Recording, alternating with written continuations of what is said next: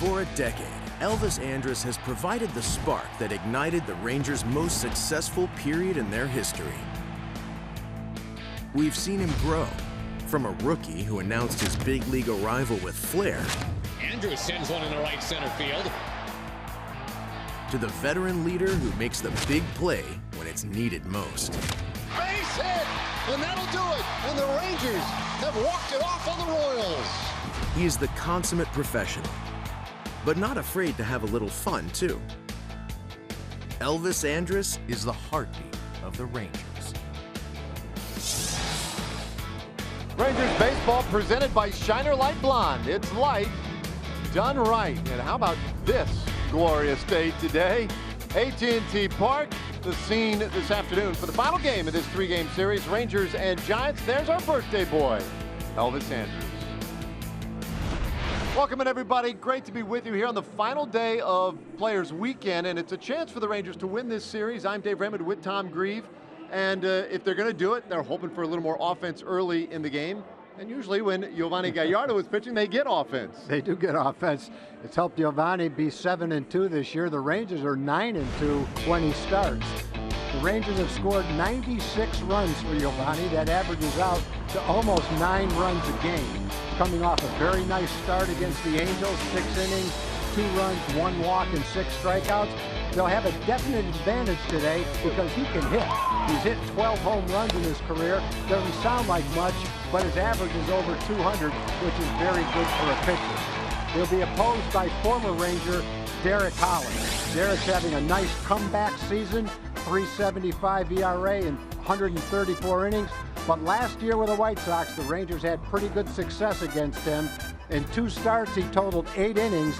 The Rangers had 12 earned runs against him in those 8 innings. He'll be trying to improve upon that. The Rangers will try to continue their offense against him today. Okay, well, one of those guys looking to beat up on his old teammate, the birthday boy, Elvis Andrus. And when we come back, Leslie McCaslin will have him in the spotlight.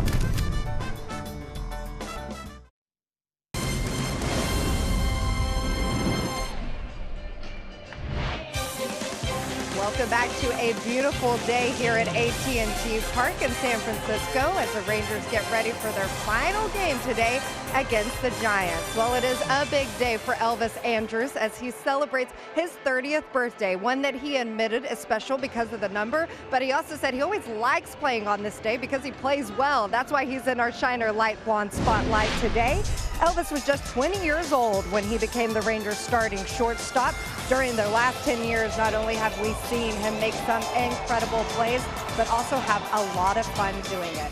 Elvis told me he really never thinks of things like the Hall of Fame, but one thing he really does want to accomplish before the end of his career is getting 3,000 hits like his friend Adrian Beltre. Of course, he's already at 1,500, and Beltre thinks he can certainly get there. Told me Elvis plays every day and has become a better hitter, and guys, that he has a legitimate chance. Elvis plans to play for several more years, Dave and Tom.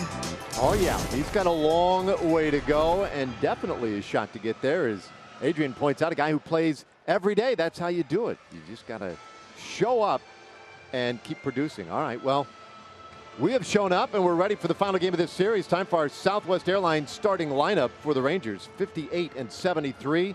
And Rugi will lead things off today. Odor batting first at second. And it's Andrus and Adrian Beltre in the heart of the order. Nomar Mazara in right field. Profar at first, Gallo in left field. And then it's Kiner Falefa, Carlos Tocci in center, and Giovanni Gallardo rounding it out.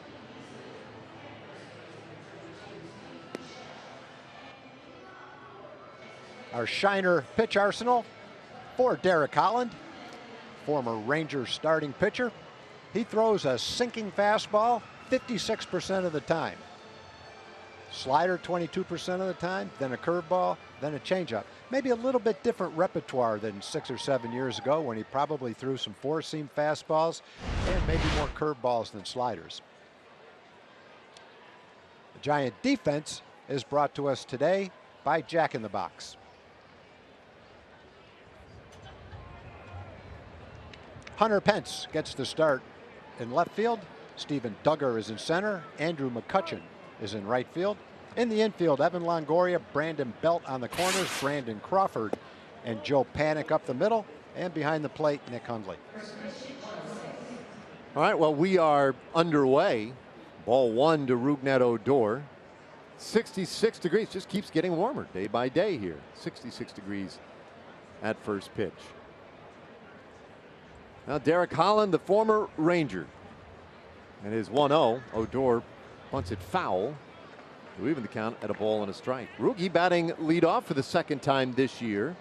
It's a spot he has filled on a number of other occasions. This is the 44th time that he has batted leadoff in his career. No Shin-Soo Choo today.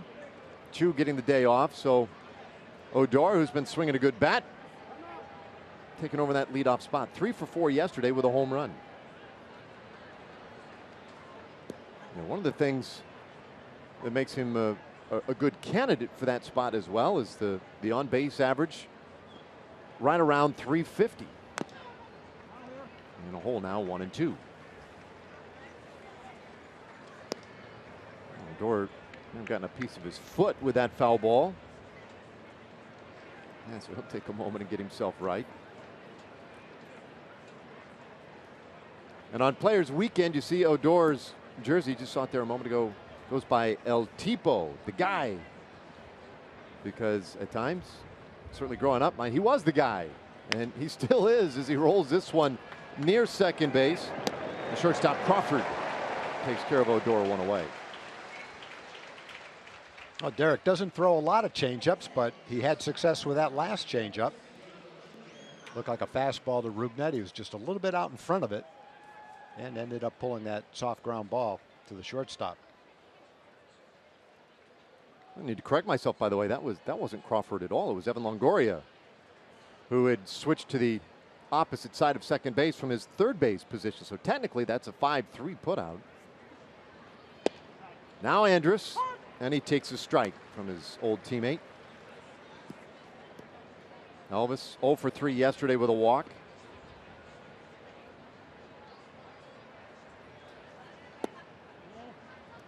And it's 1-1.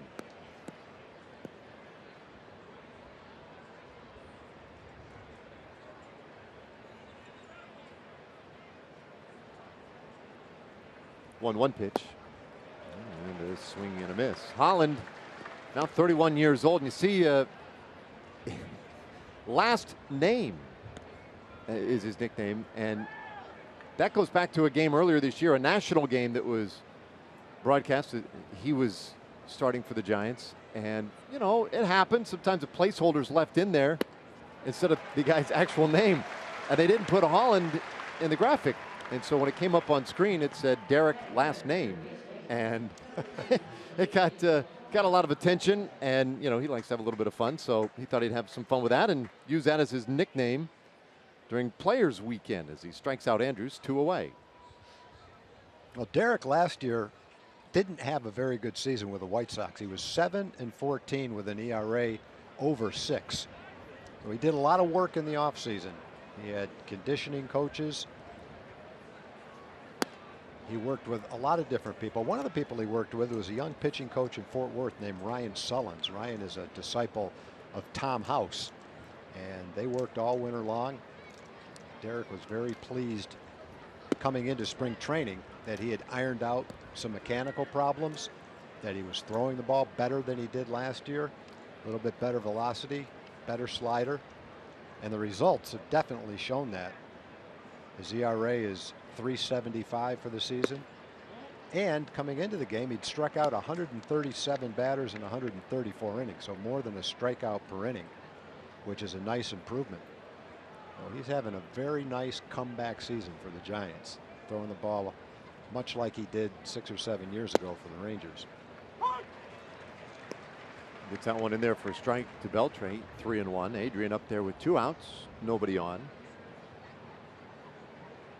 In 2011, Derek was 16-5 for the Rangers.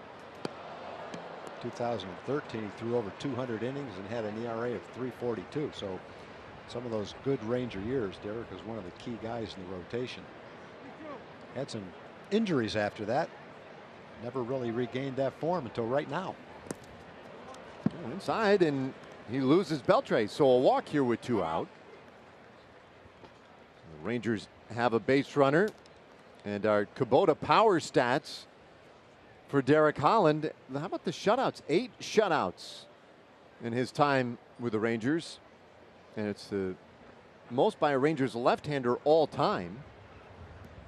So to your point, I mean, he really was one of the real main cogs there for a stretch. Well, he had the one injury where he fell down the stairs playing with his dog, I think it was. Yeah, so he had some fluky injuries, but they really held him back. In 2014 and 15, he only threw a total of 95 innings.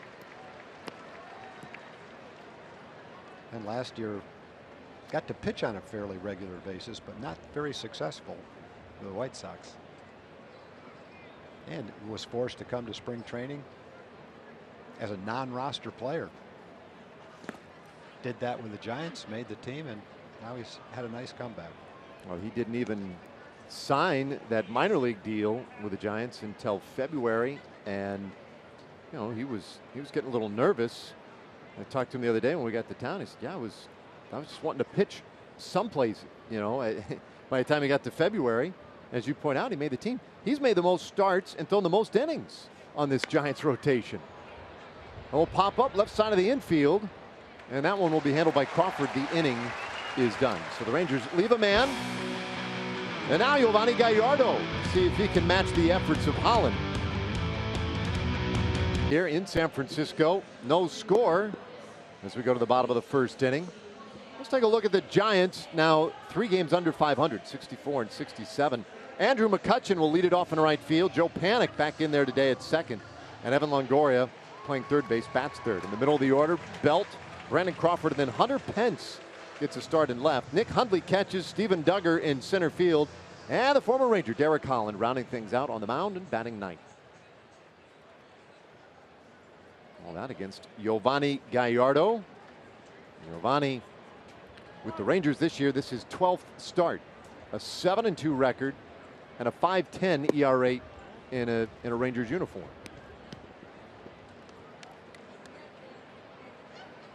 McCutchen hit a leadoff home run here Friday night.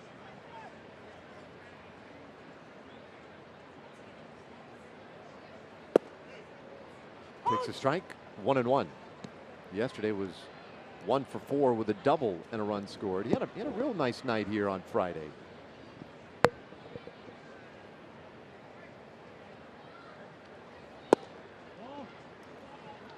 Two and one. Yeah, the Rangers shifting for the right-handed hitter, and we see this on occasion, pretty rare occasion though for a right-handed hitter, and especially I would say for the Rangers. Inside, 3-1. Rangers are not one of the most aggressive teams in terms of defensive shifts, so for them to do this for Andrew McCutchen, there's some pretty strong data to suggest if he puts it on the ground, it's going to the left side.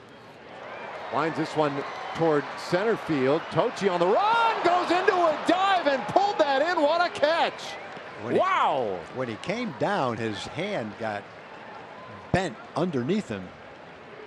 I'm sure he felt that a little bit. Looks like he's okay. Yeah, off the bat, that didn't look like there was going to be much of a chance for Carlos. Ball's actually slicing away from him slightly. You see his hand twist like that. It's pretty remarkable that he was able to keep the ball in his glove. Watch the glove and how it bends and twists when he hits the ground. It almost came off his hand. Yeah, it almost did. But the ball stayed in it. Very, very nice play. Well, wonderful way to start the game for Yovani Gallardo. And he took a moment to point out to his center fielder and thank him for his help. That was a nice play, but yeah, we'll continue to watch that wrist now. That didn't feel good. And it's not surprising to see Carlos make a play out there. He's highly regarded defensively in center field. And he's been, you know, really smooth, fun to watch out there when he has had the opportunity. But we haven't had a chance to see him make too many great plays like that one, where he's really been allowed to, you know, air it out a little bit, show off the speed and the range. That was fun. Ground ball in the infield. Good backhand stop by Odor, and Panik retired. There are 2 away. Take a look at the Shiner pitch arsenal for Giovanni. He'll throw two kinds of fastballs, a four-seamer and a sinker, 54% of the time. And then he'll throw a slider, curveball, and a changeup. Like a lot of pitchers, those are pretty much the traditional pitches: fastball, slider, curveball, and a changeup. And Giovanni's best starts this year, his slider's been a key pitch for him. Obviously, fastball command's important for him, just like it is for every other pitcher. But when he combines that with his good slider, that's usually the kind of games he has when he's throwing well. Jumps ahead of Longoria with a strike. Now misses to even the count. Longoria, they're batting third today for the Giants, and you can see his overall numbers for the year. The last couple of weeks have been tough on him. A 173 batting average in his last 13 games. Sends this one, though, out to the gap in right center field. That one is down and rolling, and Longoria going to have a chance for three. He'll turn. The throw on the way from Odor. Not in time. And Longoria with his third triple of the season.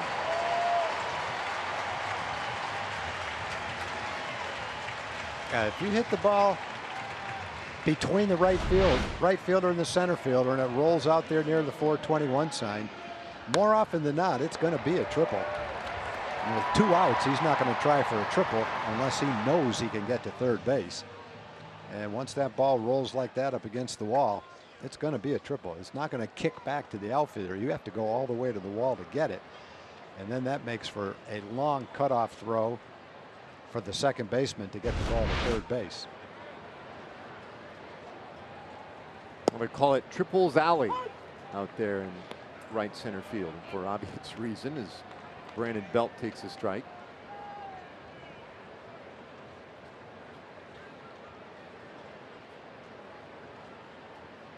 It's an interesting, sometimes challenging outfield to defend. Is count now 0-2 on Belt.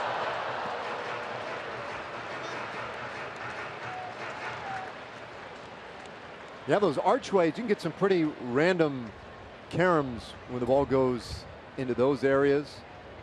Of course, you have various chain link areas as well as padded, so the ball will react differently off all those surfaces. This one sneaks away. Chirinos with a quick trip to the plate.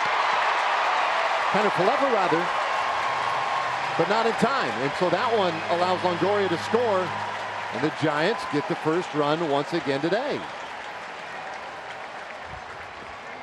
They have scored 4 runs in the first inning in the first 2 games of this series, and now on the board again here in the first. And that one, I think that one fooled Isaiah a little bit. He tried to backhand it. I think he thought he was going to be able to catch it easily. Normally, if there's any reason to believe you're going to have a hard time catching it, you would go down on both knees, get your glove down and block it, especially with a man at third base. scored a pass ball. And now Belt delivers a base hit into right field. So the inning continues.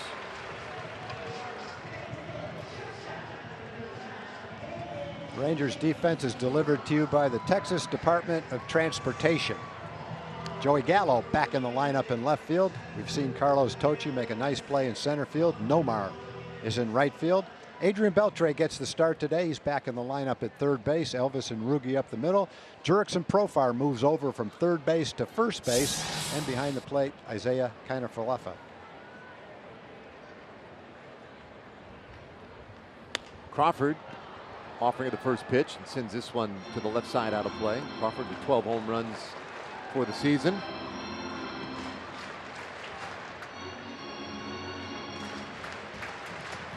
DJ BC Raw he is the leader of the music selection in the clubhouse. There you go. He's the DJ. That one off the plate. 1-1. Yesterday, Crawford was 1 for 4 with that 3-run homer.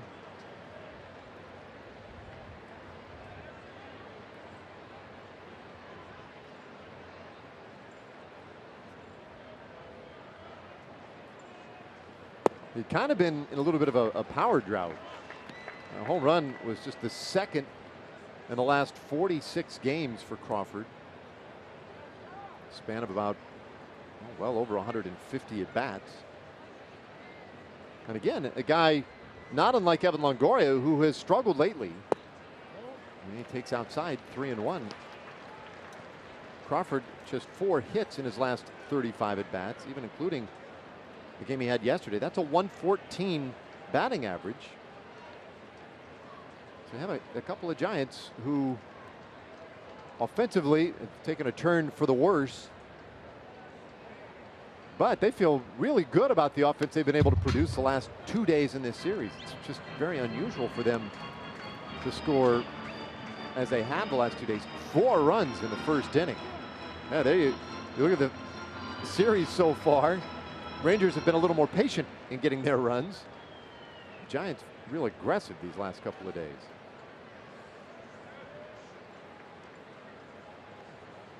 Runner goes, and that one fouled away. We will reset.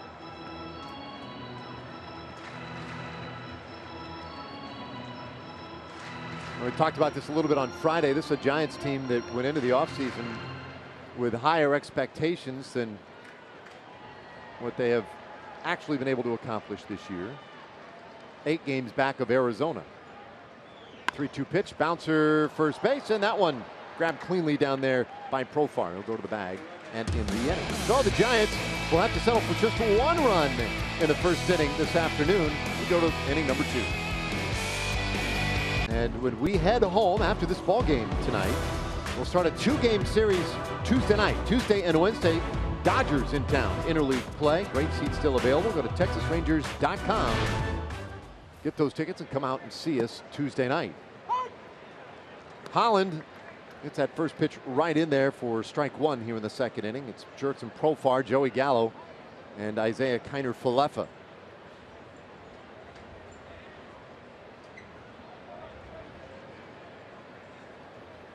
Lefty finds the outside corner that time. It's 0-2. Players weekend and guys getting to express themselves in all sorts of different ways, and one of them is with their bats. That bat is modeled in the flag of Curacao, home country for Jurickson Profar. Has a couple of stars in the blue portion of the Curacao flag wood. 1-2 the count. I was talking to a bunch of guys this morning, and they've all really enjoyed this players weekend and the treat of these bats as well as everything else. But they seem to be enamored mostly with the bats. Now, can they keep the bats after the players weekend? Can they keep using them? They don't know about that. Fly ball to center. Profar retired. They're not sure. I was asking. I would think if they like them it. that much, just keep on using them. Well, and I think they would. Right now, most of them said that they have called and asked to see if they can get a couple more from the bat manufacturers, because everybody wants an autographed version of their teammate's bat, right? Sure. So Profar wants an autographed version of Elvis's bat, etc. And so they're really kind of excited about it. Of course, they want their own bat to keep and maybe display. And Gallo takes a strike. Chirinos told me this morning, he said, well, when this thing's done, this is going home, it's going in my house, and it's going to look awesome. And they use their player's name, like Pico de Gallo for Joey on his bat. 1-1, at least for those guys that got special bats for the weekend.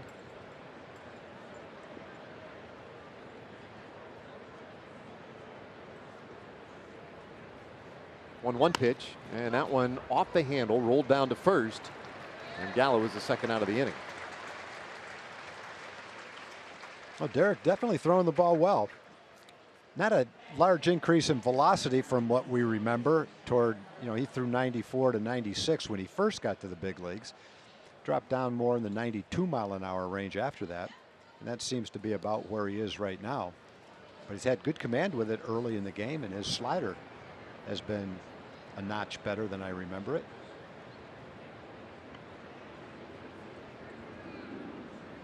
Kiner-Falefa now takes high.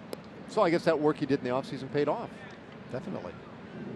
And he knew that he had to do something differently. Otherwise, his career was winding down. You don't get many chances after you go 7-14 when you're 30 years old with a 6.2 ERA. So he knew he wasn't going to get a big league contract, but he knew he had to be ready for whatever opportunity he had to make the best out of it. So kudos to him for being able to do that. Never been a question of work ethic. He's always had a good work ethic. You know, people think at times he can be a little flaky, but that's just the way he is.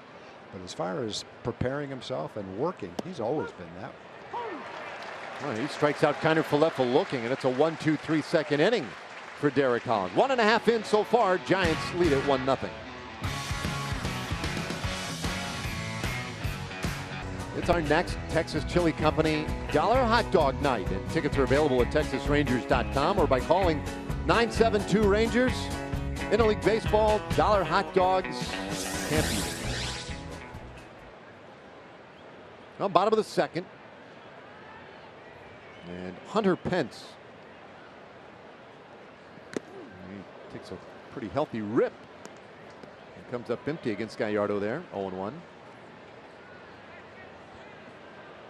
Used to have a pretty good history going back to their days together in the National League. Pence has always played in the National League. Native of Fort Worth. With the Astros. Came up with the Astros and then eventually with the Giants. But 8 for 34 against Gallardo, who was primarily with the Brewers when they faced off back in the day. He's always been in incredible shape. You could tell by looking at him. One of the first guys to wear his pants up like football players do, almost above his knees. But he used to work out at a gym in Arlington, and I was talking to a couple of the trainers in there one time years back, and they said, man, nobody puts a workout in like this guy does. No, and I can tell you, in those years when he was with Houston, coming up as a rookie, you know, high energy, just extremely high energy guy, and he was always doing something.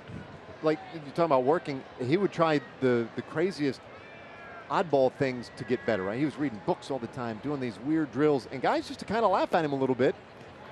Well, but here he is after 15 years in the big leagues. Last laugh is with Hunter.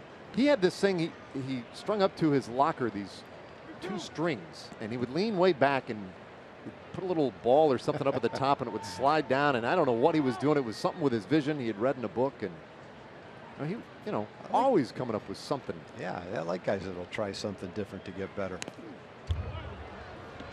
Stays alive here, 3-2.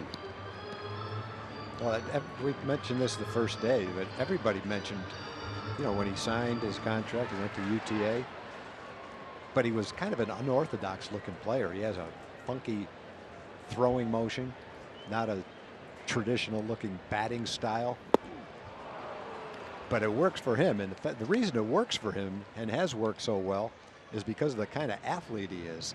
I think a normal guy with the same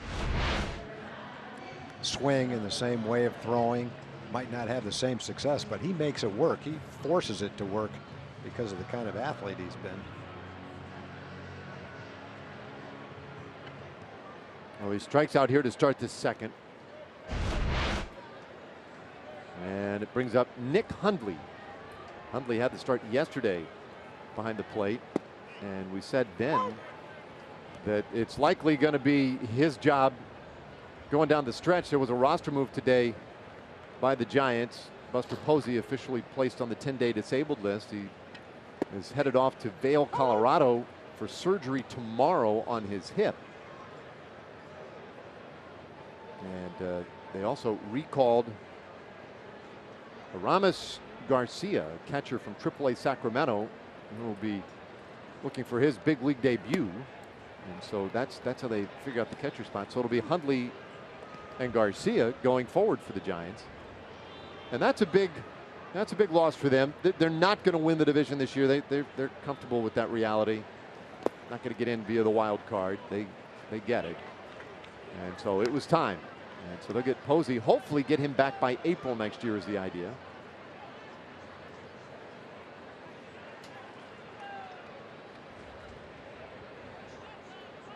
Hundley, meanwhile, 1 for his last 15, and he strikes out swinging here, 2 away.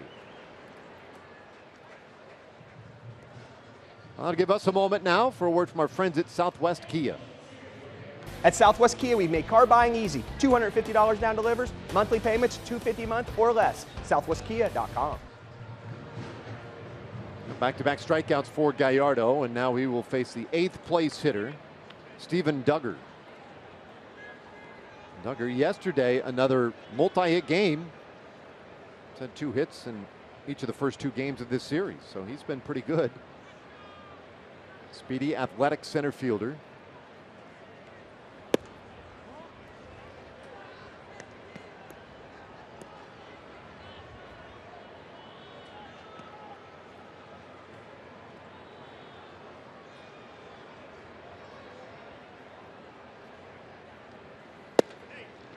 One right in there, 1-1.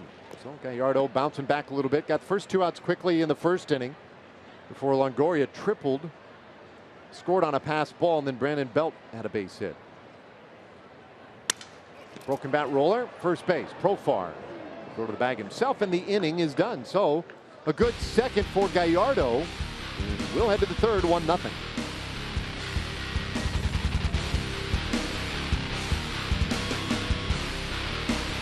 AWS is going to give us some numbers on this nice play by Carlos Tocci. He covered 74 feet, and the catch probability is a little over 50%. It looked like it might have been a little tougher play than kind of a 50-50 proposition, but I think center fielders are expected to be able to make those kind of plays. They have usually the best speed of the outfielders. They get good jumps from the center field view of home plate. And so on that kind of a play, as spectacular as it looked, I think a big league center fielder is expected to make that about half the time, and Carlos did. Very nice play.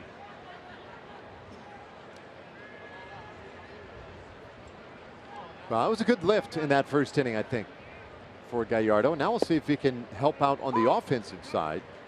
Takes a strike, 1-1. Gallardo in the on-deck circle, he's a guy who can help his own cause with his bat. Fly ball out to center field. Duggar. It's a much easier play for him. 1 away. All right, time for a Chevy game break. Let's check in with Rick Renner.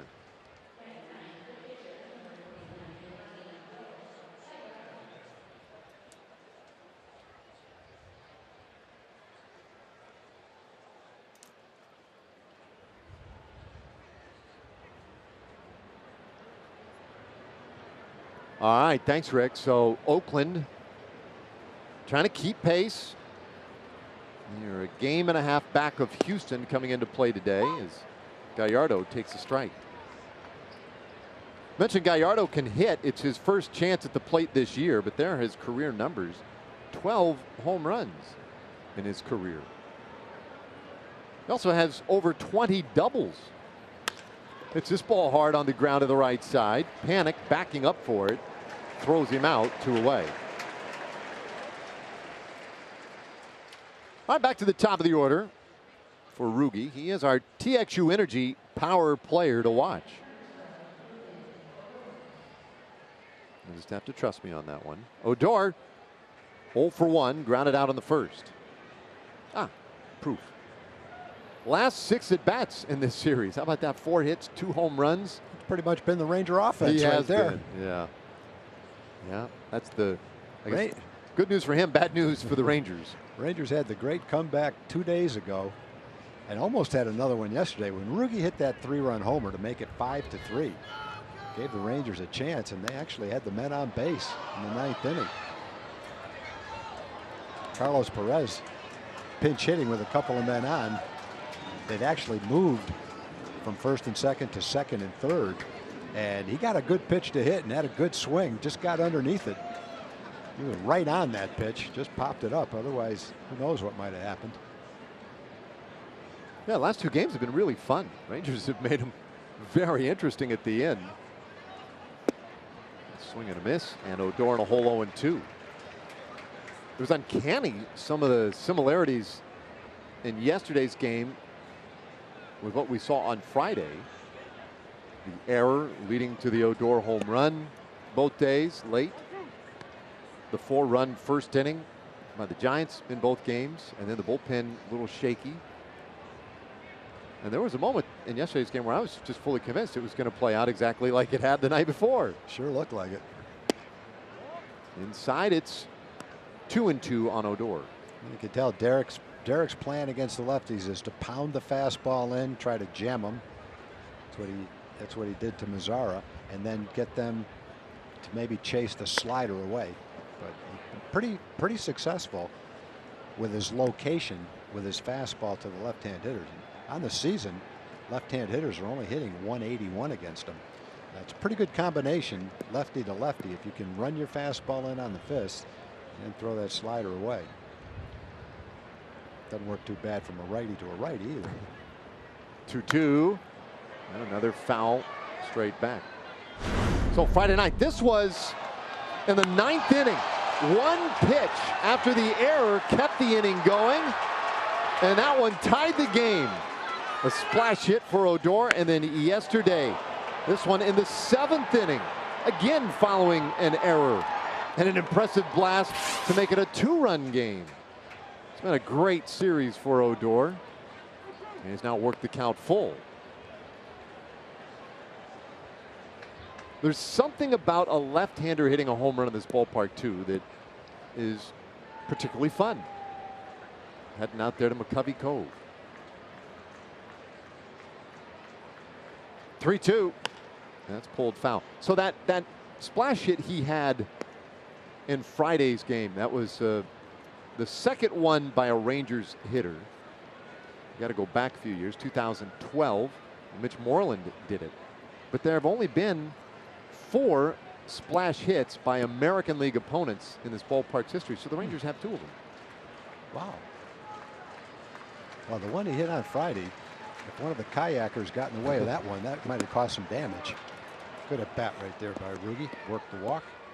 Another way in which he has been so good this year. It's a career high, ongoing career high for Odor, his 36th walk of the year. You know, sometimes a guy gets a walk after a long at bat, and sometimes we'll automatically say, hey, nice at bat. Saw 7 or 8 pitches and worked a walk.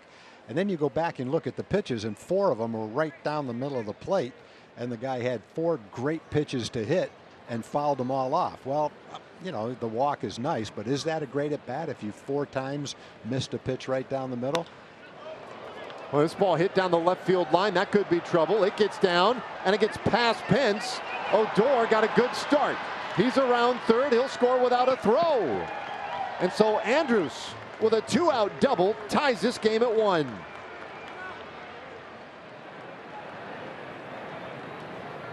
There's a birthday RBI for Elvis Andrus. Elvis has been a little bit cool. 1 for 24 coming into this at bat. He got a hanging off speed pitch from Holland and deposited that line drive down the left field line just to finish up on Ruge. But in that at bat, he didn't get any good pitches to hit. The 3 or 4 fastballs that he fouled off were all right on the inside corner, pounding his fists, and he fought them all off. And so in that particular case, it was a good at bat because he fouled off some really good pitches and then ended up working a walk. On that walk then turns into a run on the Elvis double. So Beltre now has a man in scoring position. Beltre walked in the first inning.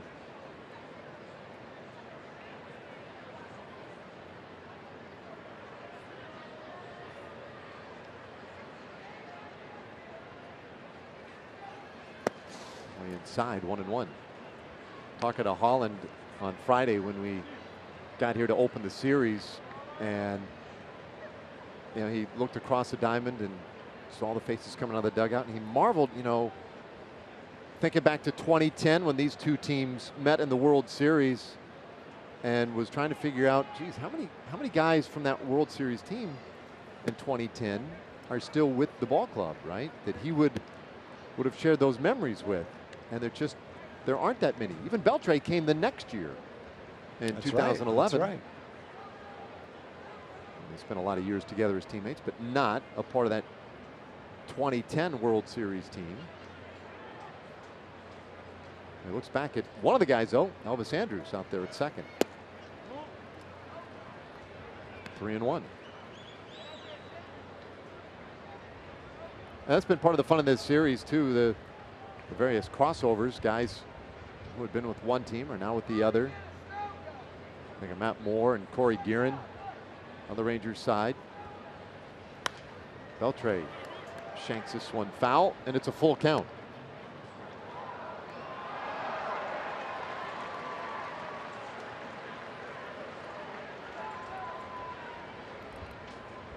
Adrian in today with a .277 average, 7 homers, 45 RBIs. A bit of a surprise that he was in the lineup today and playing third base. We were told several days ago that was not real likely that he would play in this series.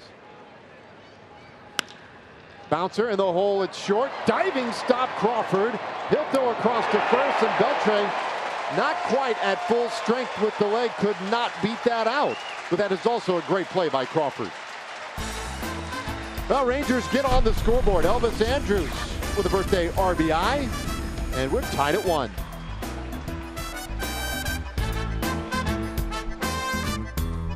Looking ahead a little bit, Saturday, September 1st, Twins will be in town. Rangers and Twins in the second game of that series. First 15,000 fans will get a Rangers captain bobblehead, courtesy of Toyota. And you can get your tickets at TexasRangers.com. All right, Derek Holland leading it off for the Giants. A switch hitter. And rolls this one weakly to shortstop. Andrus throws him out. 1 away. Those two, the only 2 remaining from the 2010 World Series team. I don't know if you remember that Derek was a switch hitter. Yeah, that caught me by surprise today. All it means he's equally inept from the left side and the right side. He's 3 for 44. It doesn't really make much difference. The other thing I thought was pretty amazing in the National League, with as many plate appearances as he's had, he only has 1 sacrifice bunt. That is very surprising, right? Speaking of bunts, McCutchen shows and takes a strike. But the fact that Holland and Andrus both in this game but against one another, the only 2 remaining from that 2010 World Series club, kind of surprising. And so we were, as I mentioned last inning, we were talking about that on Friday. And then the conversation turned to, well, how many guys from that team are even in baseball, right? Still playing. And that is a really short list. Mitch Moreland, well, Moreland with the Red Sox these days. Ian Kinsler when he's healthy. And Nelson Cruz. I think that's about all we could come up with. 3-1 now to McCutchen.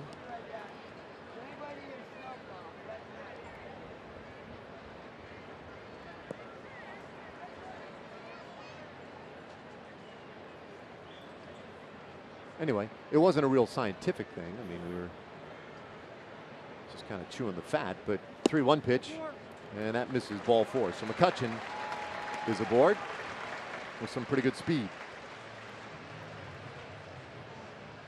Well, let's check in with Leslie McCaslin. Well, guys, I remember that series. I was covering it out of a station in Austin, and so Elvis and I were just kind of rehashing it the other day. And you're right, he looked around the clubhouse and said, there's not really anybody. I mean, I remember it. He remembered the details, Madison Bumgarner in particular, pitching in that game 4. And he said, yeah, I was like the only guy he walked that night. So there are definitely details like that that are still fresh in his mind. And he remembers about just coming here. But he is one of very few. Remember, there were 16 guys who never even played a game here. So it's pretty incredible. Yeah, Leslie told that story Friday night. All the guys who had never even played a game in this ballpark on this team this year, which gives you an idea of just how much turnover there is. It is funny how things evolve and how quickly sometimes they evolve.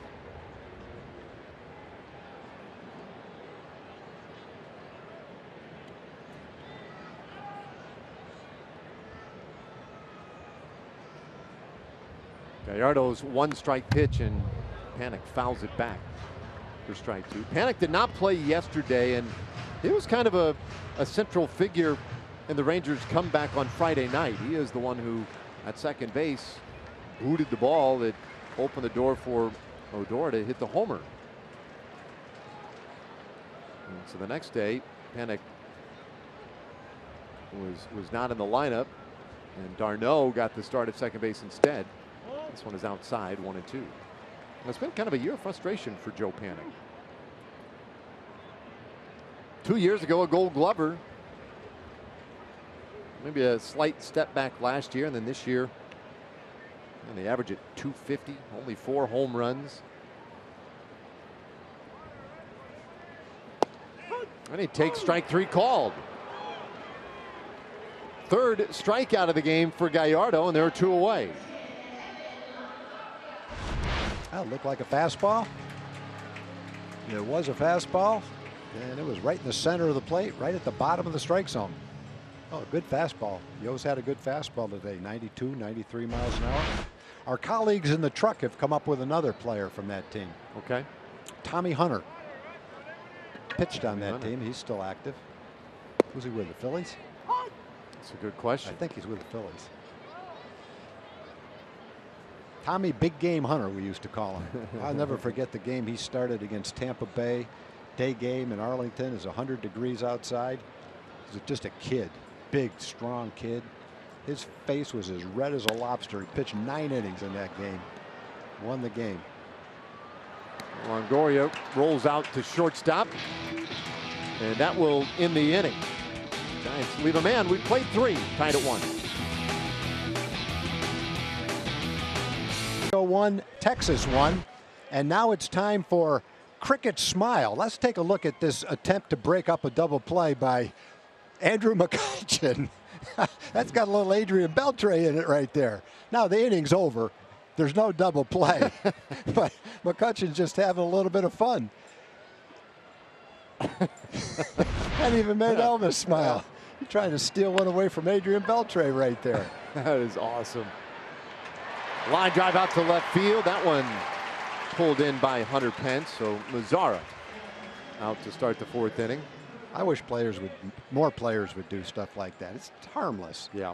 It's a little silly. Probably 90% of the people in the stadium didn't even see it. But it just adds those funny little touches to the game. Shows that the guys, while they're playing as hard as they can and doing everything to win and be successful, they're also out there playing like little kids too. Some of them. Some of them, yeah. I believe, Tom, now I'm no scientist, but I really believe that it would help certain individuals in particular. I think lighten up a little bit. It would help their game. Yeah. Yep. I don't see how it could hurt. 0-2 the count on Profar. Now, unless guys are so focused, it takes away from their focus and their seriousness in a way that causes them not to concentrate or bear down as much. Right. If you get a little too distracted, I could see where that would be a problem. But every now and then, it seems pretty harmless. Fly ball out to right field. And that one hangs up a moment for McCutchen. 2 away. All right, so Gallo coming to the plate now, and our WinStar World Casino and Resort leaderboard. How about this? When you look at the Rangers' left-handed hitters against left-handed pitching, I mean, more home runs by lefties off lefties than any other team, and by a wide margin. 27 this year by the Rangers. The Braves, Nationals, and Rockies each have 15 home runs by left-handed batters off left-handed pitchers. Gallo pops this one out of play for a strike. Now, the Rangers do have a pretty loaded lineup with left-handed hitters, and it seems like all of them, a big part of their game is slugging the home run. Guys like Odor and that guy, Mazzara, certainly Gallo. And in some ways, it's imperative that this team does hit a lot of home run against left-handed pitching because they're going to see a lot of it. Gallo with 34 round trippers this year. And he takes high. It's 1-2.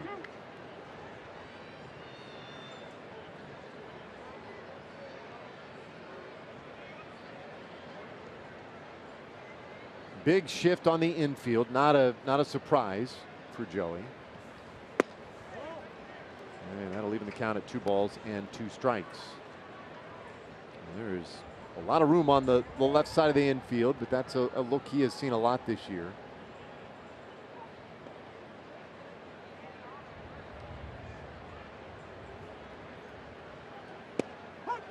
Ooh, that one caught a corner. Strike 3 called, and it's the 3rd strikeout this afternoon for Derek Holland. Inning over, we go to the bottom of the 4th, still tied at 1. Here's Baseball is sponsored by Ford. Visit your local Texas Ford dealer during the Ford Summer Sales Event. Ford is the best in Texas. By Shiner Light Blonde. It's light, done right. And by Southwest Airlines. Low fares, no hidden fees. That's transparency. AT&T Park. A little view from the outfield.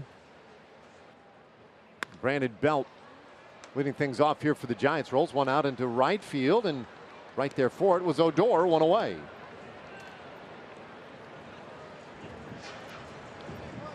So Gallardo's done a nice job so far. Has not a lot of hits since that first inning. A 2-out triple in the first, and then a single later on. You see his pitches by inning. Oh, Giovanni threw the ball well in his last start. He pitched against the Angels. 6 innings, 6 hits, only gave up a couple of runs, but only 1 walk and 6 strikeouts through 90 pitches that day. He's allowed two runs or less in 4 out of his last 6 starts. He's had good success against the Giants in his career as well. Perfect day to pitch. Nice, cool, sunny day. And so far, 3 1/3 innings into the game, he's throwing the ball real well.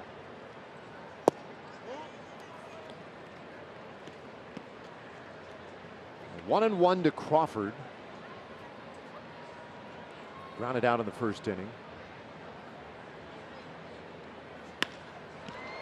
Fly ball out to left field. And that one holds up for Gallo, 2 away.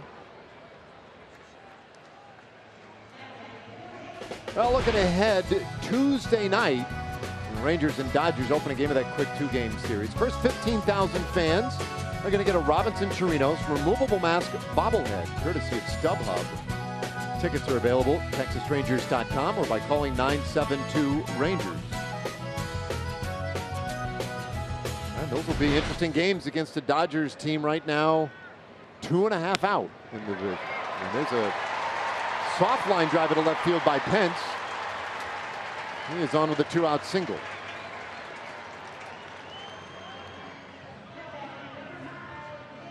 So the Giants not really in this race so much anymore. Dodgers still consider themselves very much in the race. You look at the West Division. The D-backs and Rockies right now tied for first. Dodgers right there. But then you look at the wild card. Well, everybody gets a wild card this year. So it would appear. It could get pretty messy this year. I love it when it's that way. Gets sorted out usually, but there's going to be a year where it's so complicated it takes a genius to figure it out.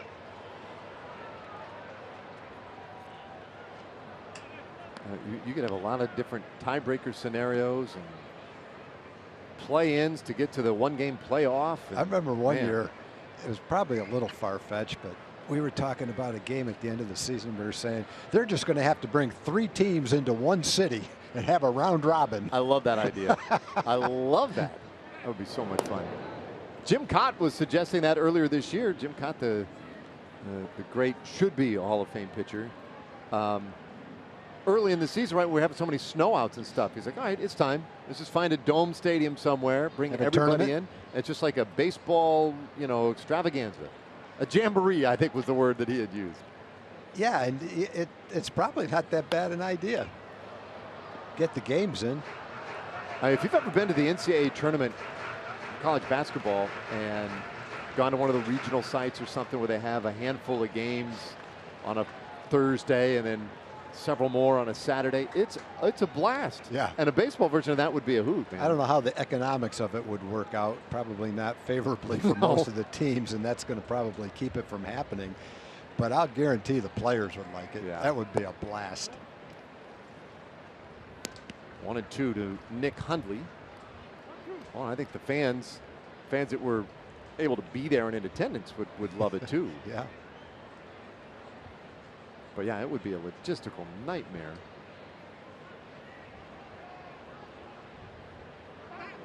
Quick turn and throw over there to first. Pence able to dive back in there. Pence does have 3 stolen bases this year. And one of the better Players Weekend nicknames. Underpants. The question is, when did he get that? Like, was he a elementary school Probably, guy when right? he got it? I mean, he's probably The had kids to deal started with that calling him that? for sure. Outside, 2-2. I remember when he came up to the big leagues, my kids just happened to be at that age, right, where certain words sounded differently to children, and they thought it was underpants. They thought it was really funny.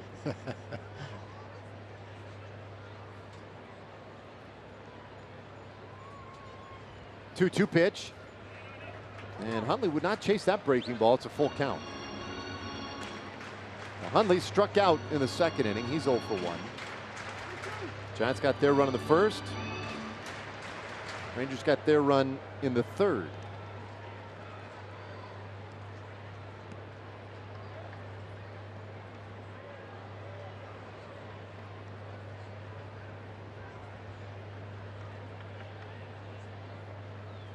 Runner goes, and there is ball 4, so Hundley takes the walk. It's the second walk allowed today by Gallardo.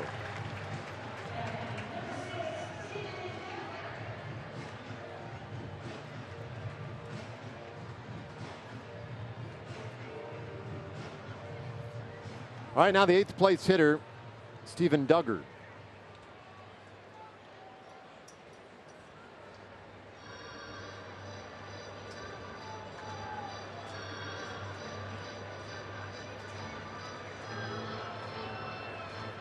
On visit is Brocail out there. Interesting.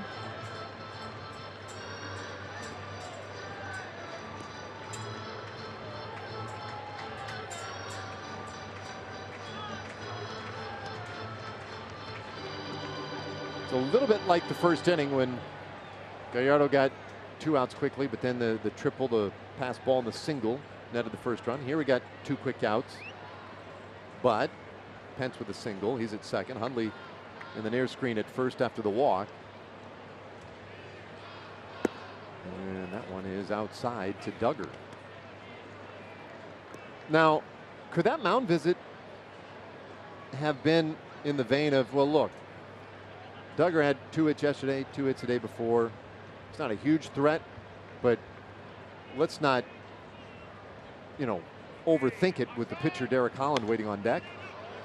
I would think it could have that could have entered into the conversation for sure. Even though there's not an open base and you don't really want to load the bases, rather than give a competent hitter a good pitch to hit with 2 men on base, pitch him carefully, get him out on a really good pitch. Derek Holland's 3 for 45. His chances of getting a hit are not that great. So yeah, I think that might have had something to do with it. Low, 2-1. So you pitch to the guy, but you don't give him anything great. You just nibble around the corners. Maybe you get a couple of calls, maybe not. No big deal. I wouldn't like to be an 8th place hitter in the You would National. or would not? I would not. No, it'd in be the awful. National League. You never know if they're going to pitch to you. Chances are a lot of times they're not, but they're going to pitch it close enough to where you have to be careful that you don't take a good pitch for strike 3. So you just kind of feel awkward sometimes in that situation. Yeah, I think it's the toughest place to hit in baseball. 8th spot in the National League. You just can't really, unless you. There are sometimes, I guess, if nobody's on and a couple of outs, they want to pitch to you, try to get you out so the pitcher leads off the next inning, I guess. Yeah. But still. The key is be a good enough hitter to where they don't put you 8th. Then you don't have to worry about it. I wouldn't want to be an 8th place hitter because I wouldn't want to be that kind of a hitter. But if it meant being in the big leagues, I'd take it. Duggar ties into one here. That one could be a lot of trouble. It's down into the wall, and Duggar does have very good speed. Pence and Hundley are in. Duggar heading to third. The throw will be way behind him. A 2-run triple by Duggar, his first of the year. And it puts the Giants in front 3-1.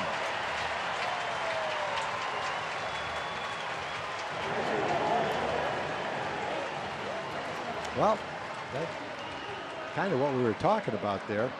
And from a pitcher's standpoint, you can have that as your plan. I'm going to pitch him carefully. I'm not going to give him anything good to hit. But if the ball tails back to the middle of the plate, might not be what you were trying to do. You didn't execute your pitch. And that allows Duggar to get a good pitch to hit and drive in 2 runs with that triple.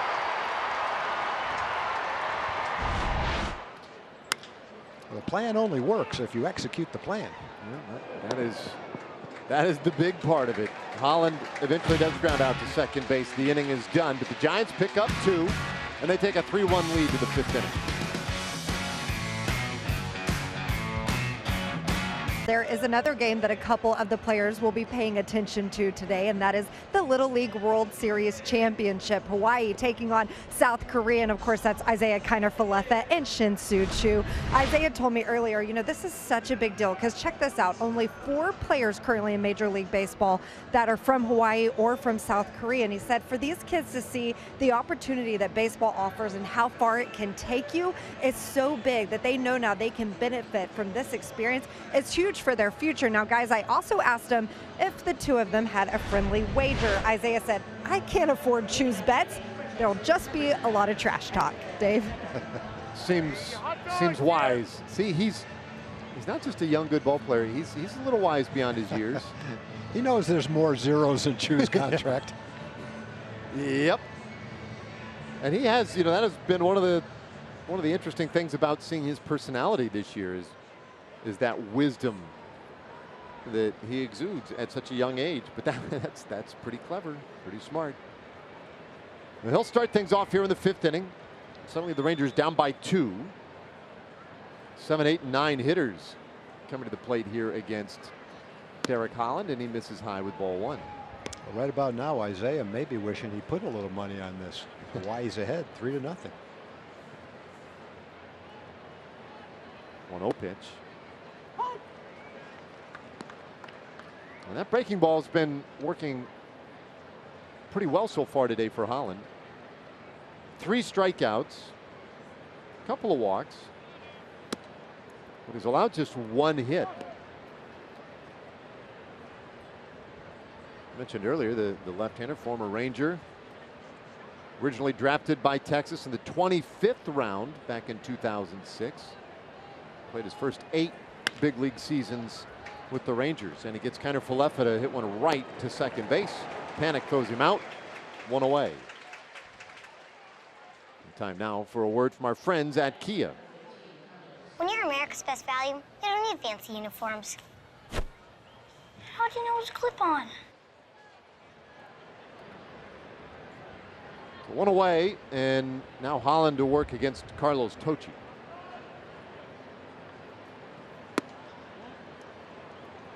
It's the 3rd time the Rangers have seen Holland since leaving the Rangers. Last year, as you mentioned earlier, Tom, with the White Sox, did not go well for Derek. And has turned things around, a lot of hard work in the offseason. And he's, you know, look, next year is up in the air for Derek, although he made it pretty clear he'd like to come back to San Francisco. Well, they'll have some guys coming back from the disabled list, but sure looks like he's pitched well enough to get the opportunity to come back. Last 10 games, 7 starts, 3 relief appearances, 2.34 ERA, 2.25 opponent's batting average. So he's throwing the ball better now than he was earlier in the year. And right on cue, then he walks Tocci on 4 pitches. His control hasn't been great.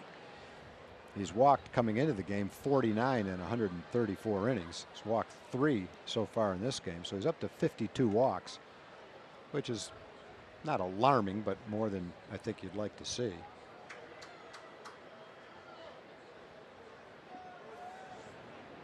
So a runner on for Giovanni Gallardo. And Gallardo indicating that he's going to try and sacrifice Tochi into scoring position. He could have been goofing around, though. We'll see. A very good hitting pitcher. I mean, he was a silver slugger when he was with Milwaukee. And takes inside. A lot of extra base power. 12 career home runs. 21 doubles. But his last homer came in 2013. He's done some pitching in the American League, which has eliminated a lot of the at-bats that he used to get as a National League pitcher. Squaring again, bunts this one out in front of the plate.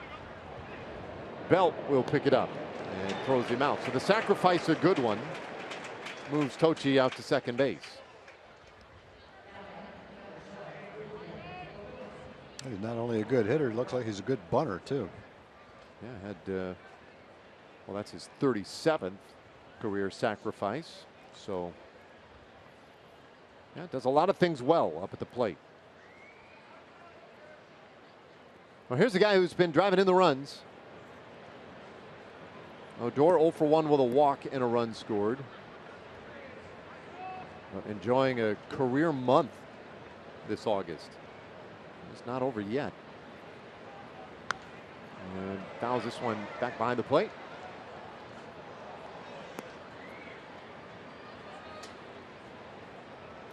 So his 2 home runs this series have driven in 5 of the Rangers' 6 runs scored.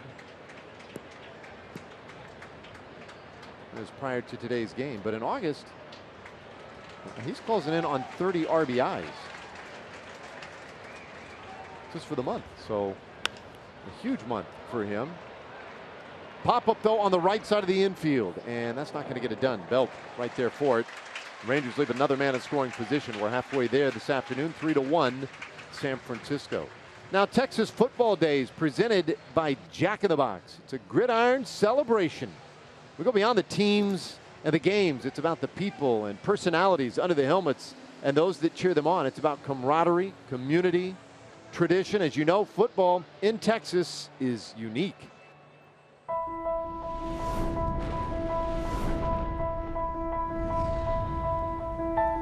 He had a great influence on the community, and you know, the fact that we're still talking about Coach Wood tells you the impact that he had in high school football. Since they took us out of the playoffs last year, beating them is more important than anything to me and the team. Short of the goal line, the game is over. Highland Park has won the state championship. When people told me I couldn't play, I wanted to prove them wrong.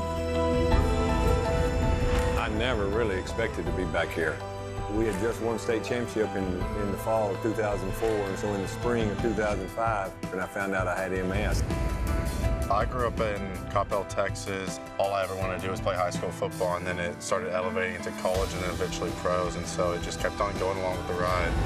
Well, football teaches you how to be a man, how to do what you say you're going to do no matter how hard it is. I think any aspect of life that you want to check, you can check from playing the game. Texas is nationally known for high school football. It's Friday Night Lights. It is very impressive, and we're proud of it. We know it gets harder every year, but we make it fun. If we're not having fun, we're doing the wrong thing.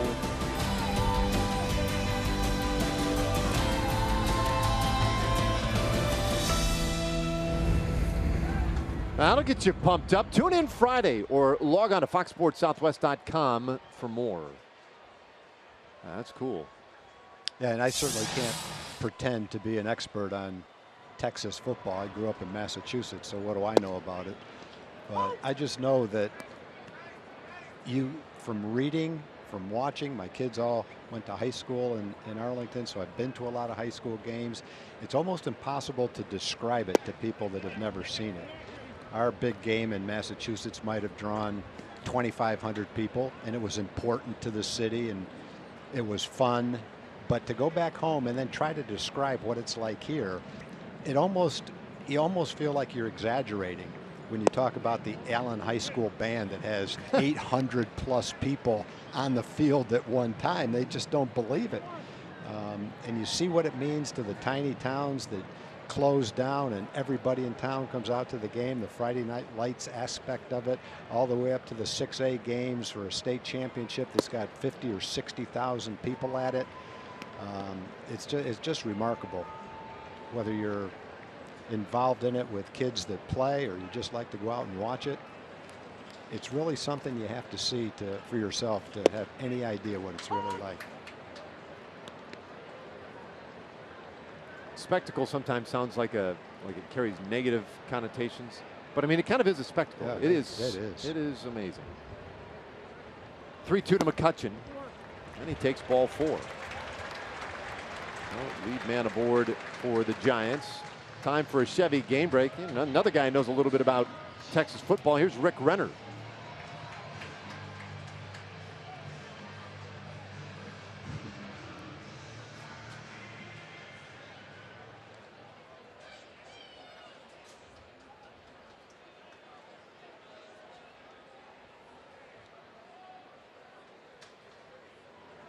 Yeah, that's awesome. Wait till the late innings and just explode like they did. But a wild one there, and here it's a 3-1 ball game. These two teams, well, the Giants in particular, Giants play a lot of close games, and partly because they pitch well and they don't score much.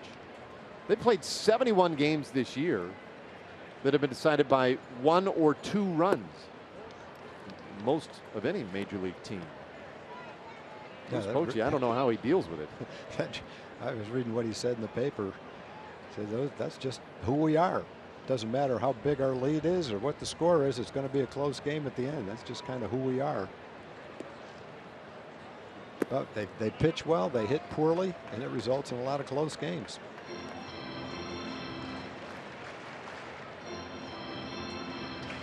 Well, they won their World Series in 2010. That was the beginning of a remarkable run. 3 World Series championships in 5 years. And they played a lot of games like that. That came down to the last second and whatever. I mean, it was just a thrill every night. But the Giants broadcast crew, they used to refer to it as torture. And that ended up taking on quite a persona here, or ground ball shortstop, could be 2. And Odor with a good turn. And that's a 6-4-3 double play, and the bases are now empty. Anyway, that became a big deal here. Torture. And marked that 2010 season. Nothing came easily, but they did win a lot. Well, you know, this Giants team too, I mean, a lot of history going back to New York, and you look at the all-time wins by franchise. Obviously, it's not just San Francisco, it's their days back in New York. 11,079 wins. And they've had a lot of close ones in there.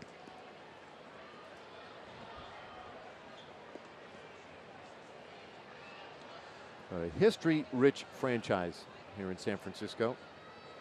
1 strike pitch now to Longoria, and that one is outside, 1-1.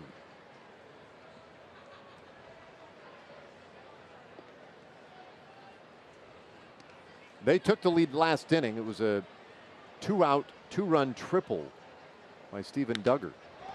This ball hit well out to center field, but there's a lot of room out there, and Tochi has plenty to get underneath it, so the inning is done.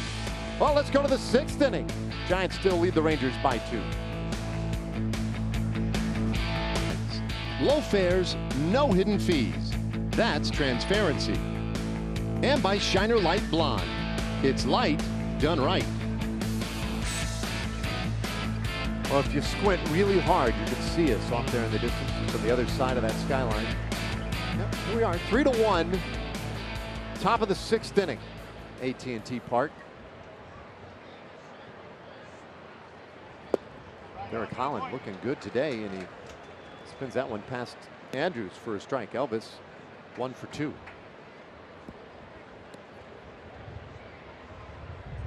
You were telling that story earlier, Tom, about Holland in the offseason and the work he did with Ryan Sullins. Ryan Sullins was one of the guys he worked with. Yeah. Tom House. Tom House has little satellite areas around the country, and Ryan works out of Fort Worth, where he gives pitching lessons to college, professional, kids. And Tom comes and visits all these places around the country several times a year. So it's all based on the principles that Tom has developed over the years. He's got a nice long track record of having figured a few things out. He definitely does. One of the most interesting people. If I got stuck on a plane for 5 hours, he'd be the guy. He'd be one of the 5 people I picked to sit next to. So interesting. Well, I'll tell you what's interesting about that is you take a lot of long flights and you don't get to choose the person who sits next to you. Yeah, unfortunately. What do you mean, unfortunately? How dare you mean our trip? I thought you meant random trips. Oh man. No, you'd be in my top 5 too. Oh, that hurt. I thought you were just talking about a random flight. No, Tom House. Where you sit down and then you start holding your breath, wondering who's going to sit next to you. No, I did not mean that. I couldn't pick a better person to sit next to than you.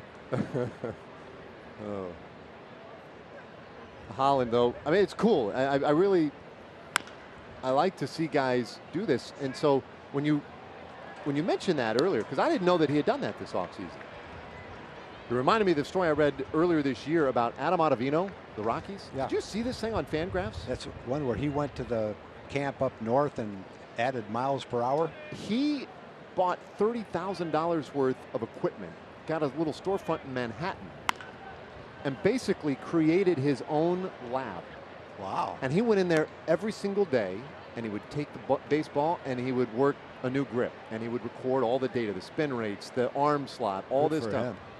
After a terrible year last year, he was at wit's end, wasn't sure. Without a coach. He was his own coach. He experimented himself. Took all that equipment that they basically use at Driveline and all the great places where these guys are doing such fine work as Andrews strikes out. But he created his own laboratory, did all these experiments, trying to figure out what could really work for him. And now this year, he's been untouchable. That's great. That's a great story. It's really cool. But I think it also speaks to how the science is really helping pitchers, but I'm not so sure hitters are getting the same advantages. Yeah, I don't know. I know this. There's a lot of people that are developing the science, but it all started with Tom House. Tom House was doing this 35 years ago. And whatever people are coming up with, that it's getting the publicity, he's already done it.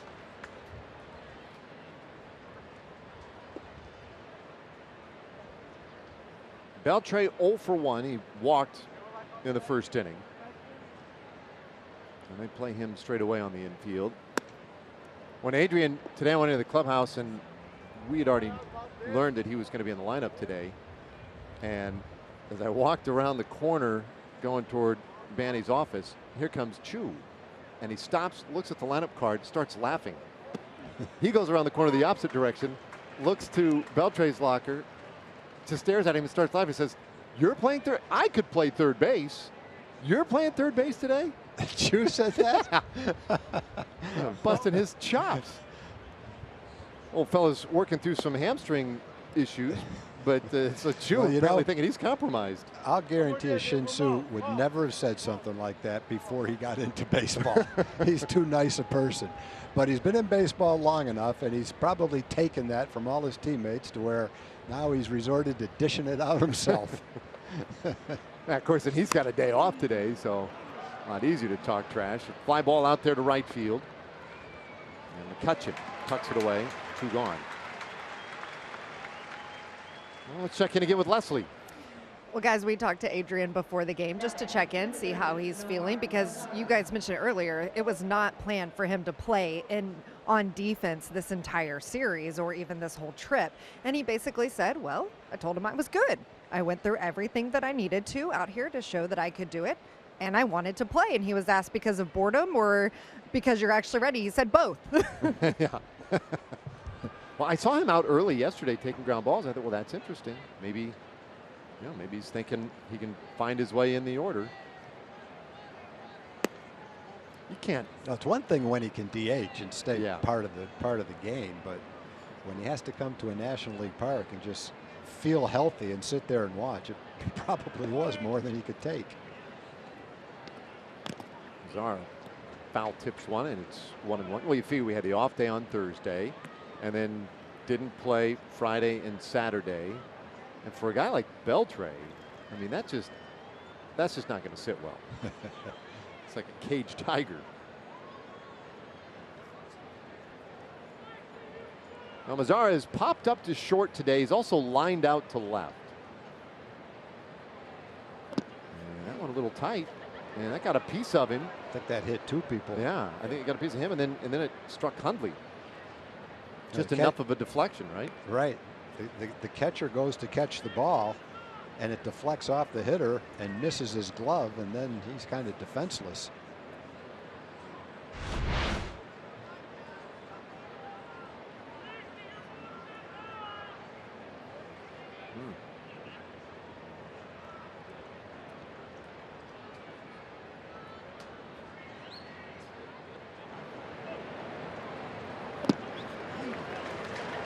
Boy. That'll take a minute or two.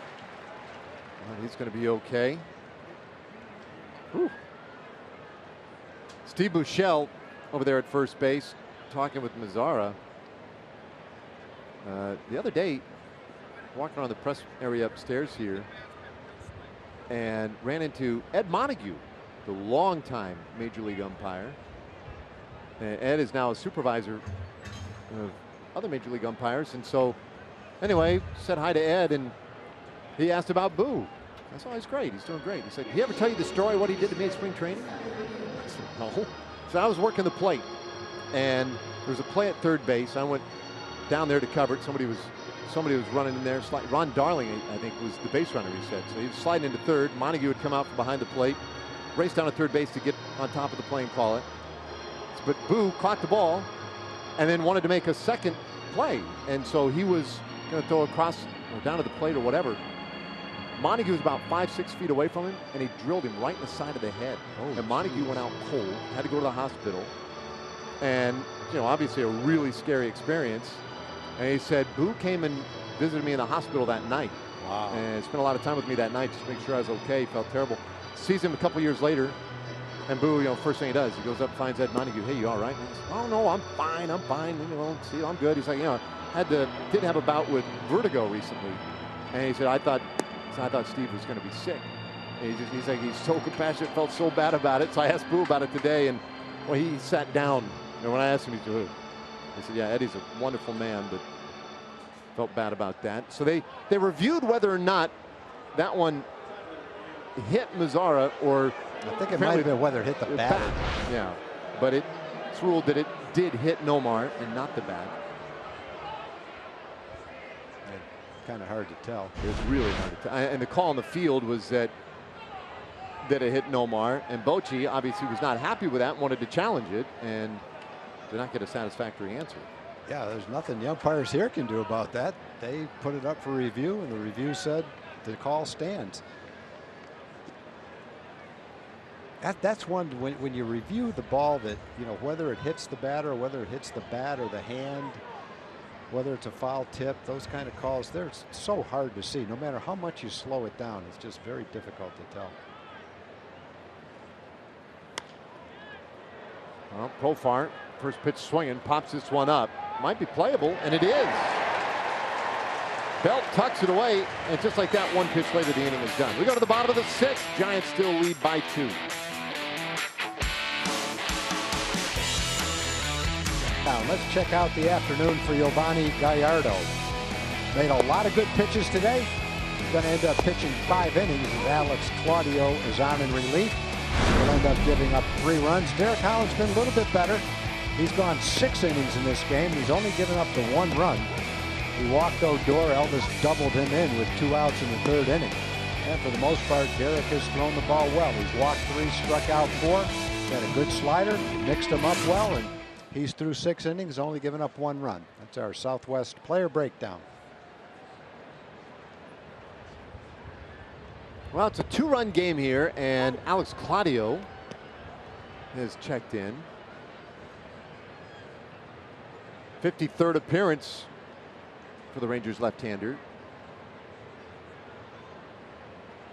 We got Brandon Belt, Brandon Crawford, back-to-back lefties. Hunter Pence then would be due next. Well, bouncer down to first base.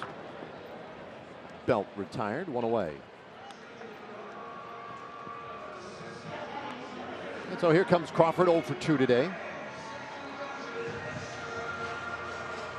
Well, some viewers chiming in with some other names that Derek and I didn't come up with the other day, talking about guys on the 2010 World Series team that would still be playing somewhere.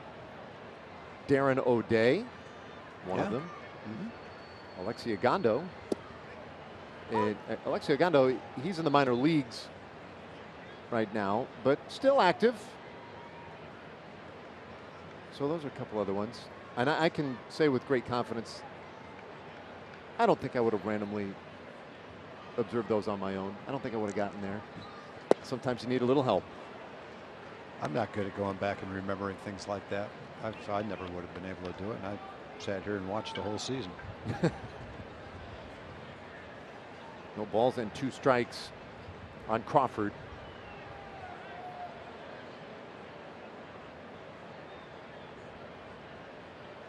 And Claudio yanks that one a little bit.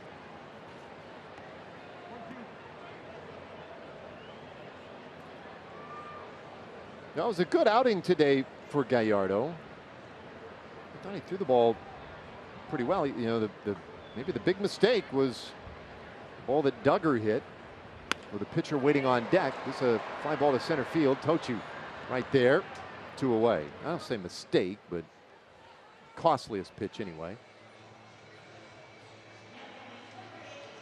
Well, after this one today, ball club heading home, and they will take tomorrow off. And then it's the beginning of an 8-game homestand. Dodgers, Twins, and Angels. And that leads into one of the bigger road trips left on the schedule. Only 2 road trips left on the schedule, but we'll be right back here in the Bay Area next time we hit the road. Our progressive upcoming schedule. Hunter Pence takes a strike. He's 1 for 2.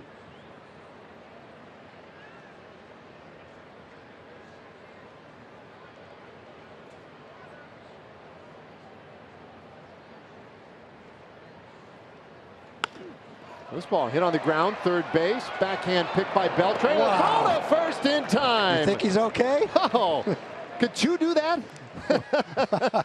That is something else. Well, he lobbied to get in the game, said he was okay to play third, and by the looks of this play, I'd say he's about 100%. What a throw.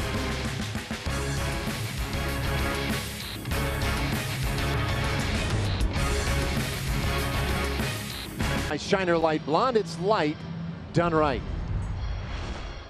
Tom's old glove out there in left field, and Shin-Soo Choo talking trash today about Adrian Beltre, and Beltre turning in a sparkler to end that last inning. Well, Joey Gallo will lead things off in this 7th inning. Rangers hoping to come up with a little more of that late inning magic. They've been able to conjure some the first 2 games of this series, but Derek Holland has been really tough. And he drops that one right in there for a strike.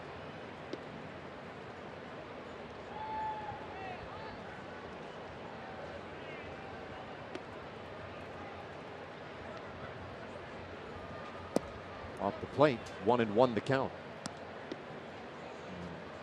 Holland, this will be his 90th pitch of the afternoon, so he's had that well in check. Mentioned earlier, he's made more starts, thrown more innings than anyone on this Giants staff, and he was a non-roster invitee to spring training.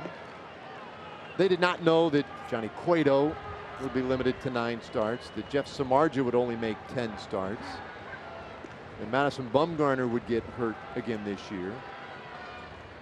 But boy, have they been thankful for the work that Holland has been able to provide them.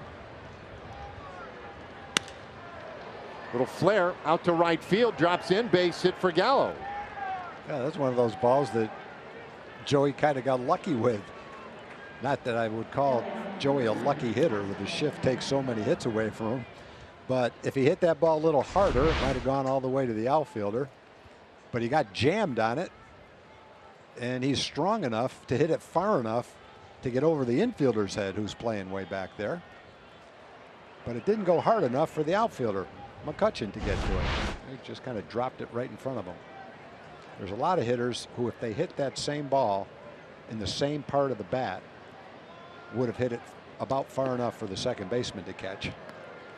But that's just an example of where strength comes into play, not on a home run, but on a little bloop single. Had to be strong enough to hit it that far based on where the ball hit the bat. Well, gets the potential tying run to the plate now. Off the plate to Kiner Falefa, who was struck out looking and grounded out.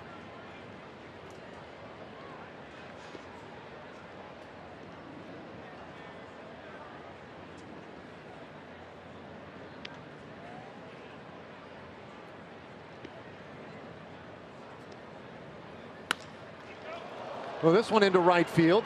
That ball well struck for a base hit, and Gallo slams on the brakes near second base.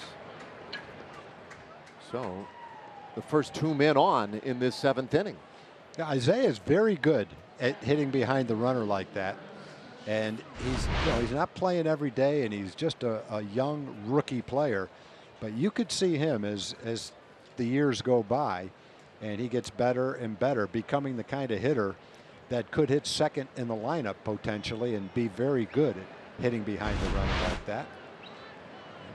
Depending on development and what happens down the road, because right now he's pretty good at doing that as a young player.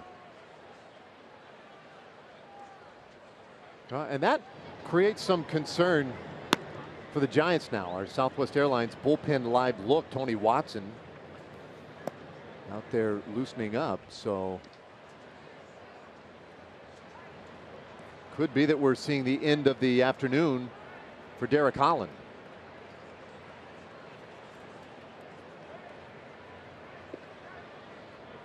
Well, this is where the Rangers have been doing it the last couple of games. 2 men on, nobody out. Tochi up there, and he'll bunt it high in the air, and that one spins foul.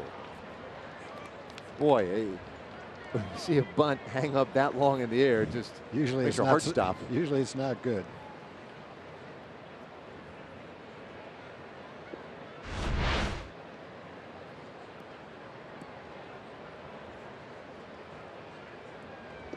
They had a lot of spin on it so that when the ball hit the ground, it spun in foul territory. Shows bunt again. This time takes the ball. 1-1. Tochi is flied out to center field, and he is walked. So the average right at the Mendoza line now this year for Tochi.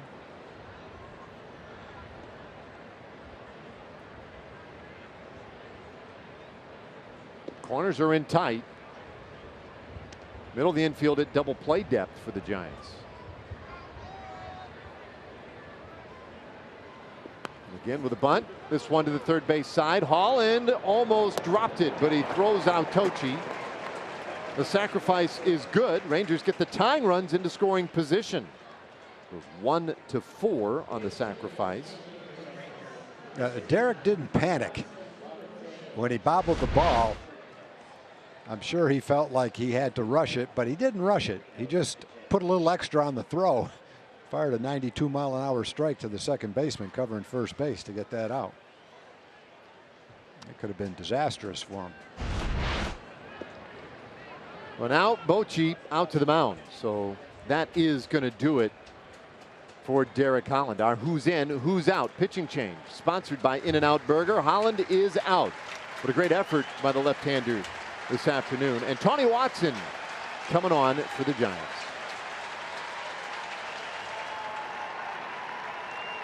That trolley's not going anywhere. It's staying put. All right, well, here we go. 2 men in scoring position. And Robinson Chirinos pinch hitting here for the Rangers, and Tony Watson, known as Tone Ranger, he's making his 60th appearance.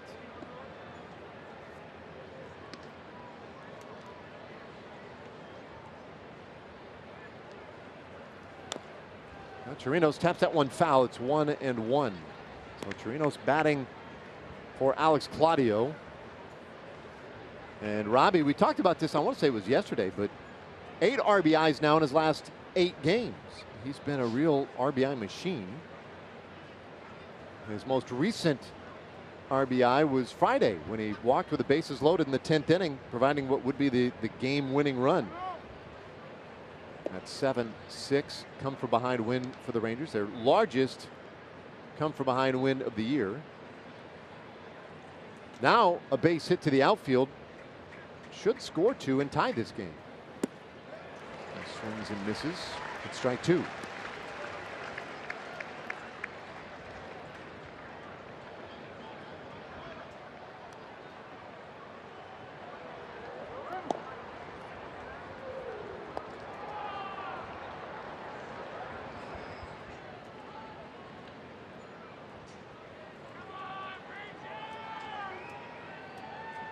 Watson's 1-2 pitch just off the plate. 7th inning, so hard to say how many more real good opportunities the Rangers are going to get. There's Gallo at third base. Started the inning with a really good single to right field, just fought one off. And one thing we know about the Giants, right now they do not have a lights out bullpen. No, they don't. Watson does get a strikeout of Chirinos, 2 away. Oh, check out Ruby, what he's done the first 2 games of this series. Friday, down the line, tie ball game. 2-run homer, tied it up at 6 in the 9th inning. Yesterday, 8th inning. Rangers down 5-0. That moonshot made it 5-3. Well, that was the 9th inning, the 8th inning, and here we are in the 7th inning.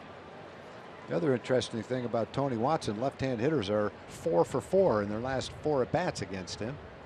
All right, just got the right-hander, Chirinos, and then in a recent appearance against the New York Mets Tuesday, he allowed the go-ahead 3-run homer to Michael Conforto. And that was the first home run he allowed to a left-handed batter all year. So showing a little vulnerability to left-handed hitters lately. And facing one right now who certainly does not fear left-handed pitchers and who has been really clutch lately for the Rangers. 3 of his last 4 home runs, or rather all 3 of his last 3 home runs, and 4 of his last 5 have come in the 7th inning or later. But Odor showing bunt. That one off the plate for a ball. So all the RBIs this month, 28 of them for Odor, far and away the most in a month in his career. And most in all of Major League Baseball, and even that is not really a close race. A chance to drive in a couple of big ones right here.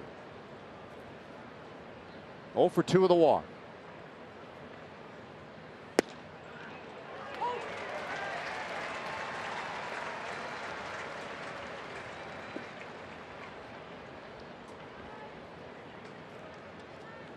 One of the things Watson has done well this year for the Giants is stranding inherited runners. He's only allowed 4 inherited runners to score this year.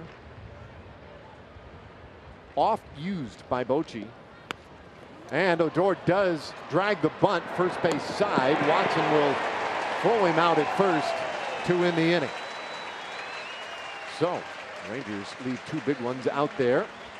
Time now for God Bless America as we turn it over to the PA announcer here, Rennell. Military troops here at home and all around the world, and please join along in the singing of God Bless America. Here now, your AT&T Park organist, Steve Hogan.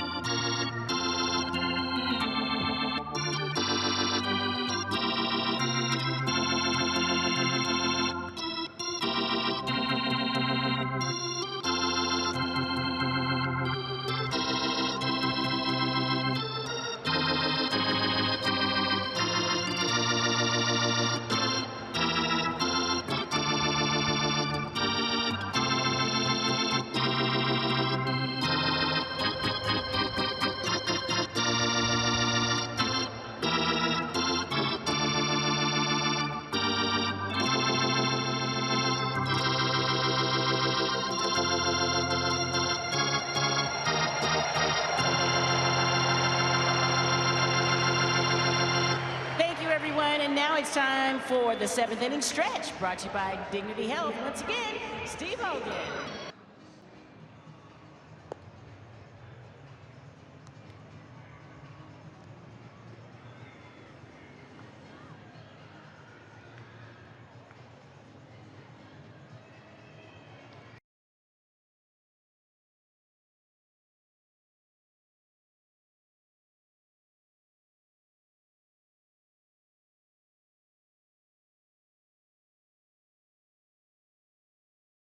Seventh inning, and you know, next season will be the final season at Globe Life Park. Full and half season tickets are now on sale, and season ticket holders will secure a place in line for season tickets to Globe Life Field, which will open in 2020. Check it all out, TexasRangers.com/seasons. And Chris Martin, the Arlington native, making his 37th appearance of the year for the Rangers. He comes on here in a 2-run game in the 7th.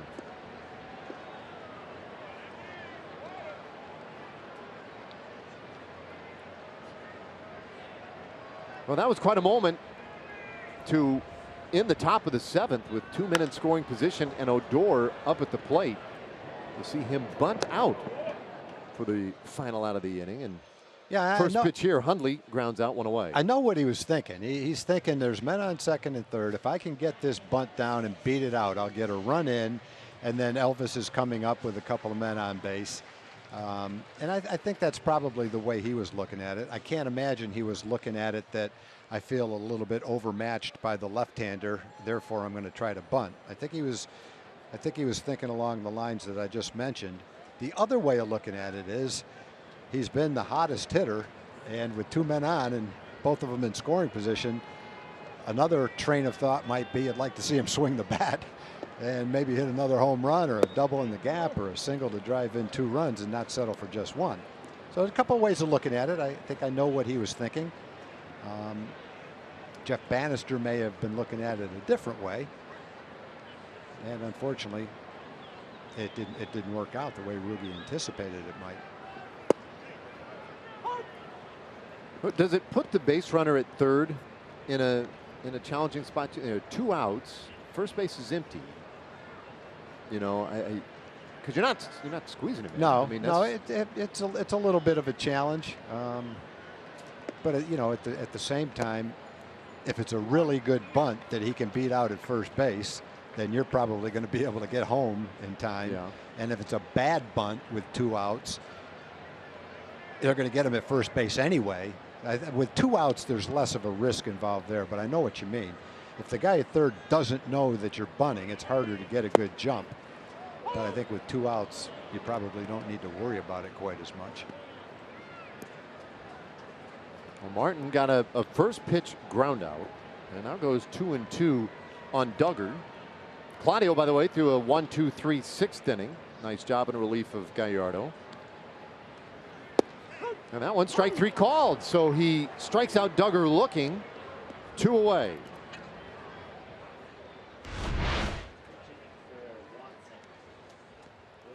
No doubt about that strike. That wasn't on the corner. That was in the zone. All right, now Gorkis Hernandez is announced as the pinch hitter. Tony Watson did his job, got the 1 out they needed. Lifted now for Hernandez.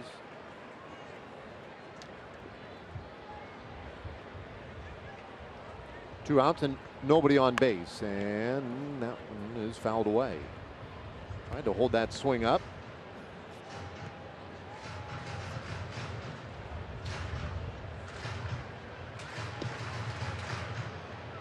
You see the numbers for Hernandez this year. It's been a real good year for him offensively. He comes up empty here, 0-2.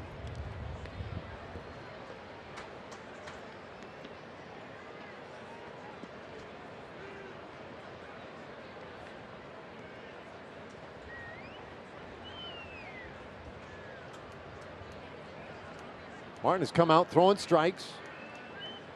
And that's off the plate. So the Rangers will have 2 at-bats remaining, down by 2, but this next half inning might be the real big one for them. Jeff Bannister will have his 2, 3, and 4 hitters coming. 1-2. And that one is tapped foul. Final game here in San Francisco, one of the rare interleague visits to the Giants. Rotate the divisions you see in interleague play each year. This year it's the National League West. And it doesn't mean you visit every team in that division. Sometimes they visit you. This one a little bit high, 2-2. But we'll see this division again in 3 years, and who knows, Giants may be coming to Arlington when we cycle back around. It may be 6 full years before we come back here again.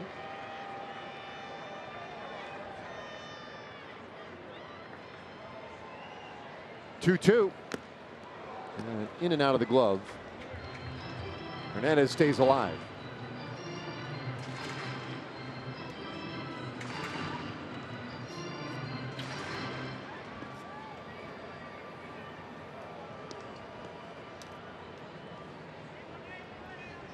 Well, Martin trying to make it a 1-2-3 7th inning. Big right-hander though, in a pretty good battle at the moment. And time call, and a ball got loose down that left field line out of that Giants bullpen. As we pointed out Friday night when they built this beautiful ballpark and opened it 19 years ago, right before the opening, the pitchers went out looking for the bullpen and realized, well, there isn't one. That's just one of my favorite stories ever. 2-2.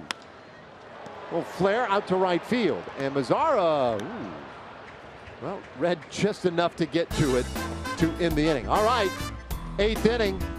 Rangers down by 2. Elvis Andrus will lead it off when we come back. Rangers trail the Giants 3-1. It's time for Built for Baseball, brought to you by T-Mobile. Elvis Andrus in the 3rd inning, double down the left field line. That would score Ruby with the Rangers' only run. And then defensively in the 5th inning, Joe Panik with a ground ball to shortstop. Elvis and Rugi turn it. That helped get the Rangers out of potential big inning. And they trail 3-1 now as we head to the 8th inning. And Elvis is the leadoff hitter. Yeah, and he'll see a new pitcher here, Reyes Maranta.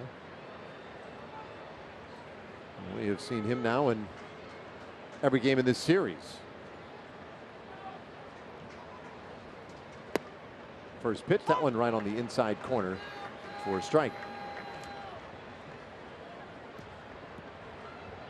Well, the Rangers, at this moment anyway, need just 1 base runner. Give themselves a shot at tying the game here in these last couple innings. Andrus takes a strike, 0-2.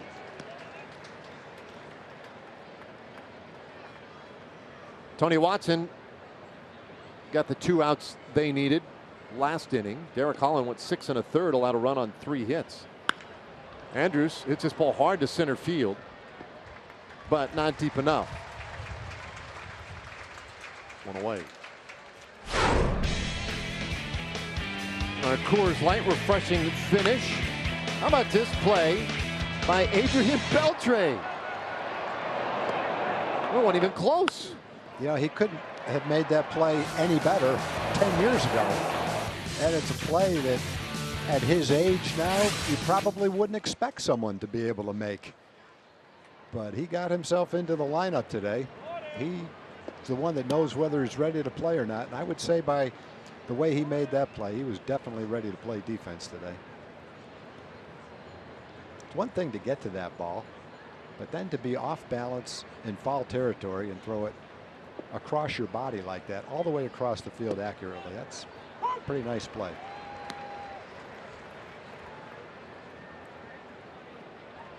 Now hoping he can chip in offensively. Walked in the 1st inning. He's grounded out and flied out. And he hits this ball straight up in the air. Short right field.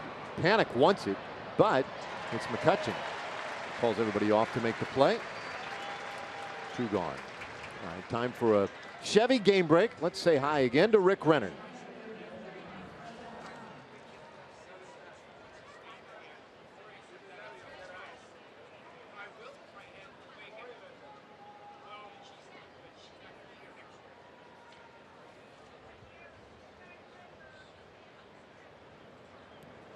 Yeah, that is right up to date.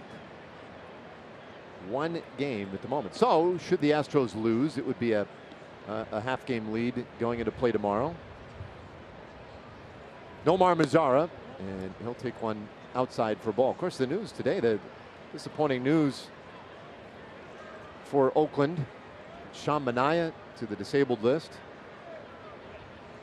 And in some regards, their best starter. He's certainly been the guy who has carried the mail for the better part of the year for him. I read in the paper they were talking about how Manaea's velocity had been down a little bit, and they were calling up a starter to try to give every one of their starters an extra day's rest in the hopes that that extra rest might help all the starters.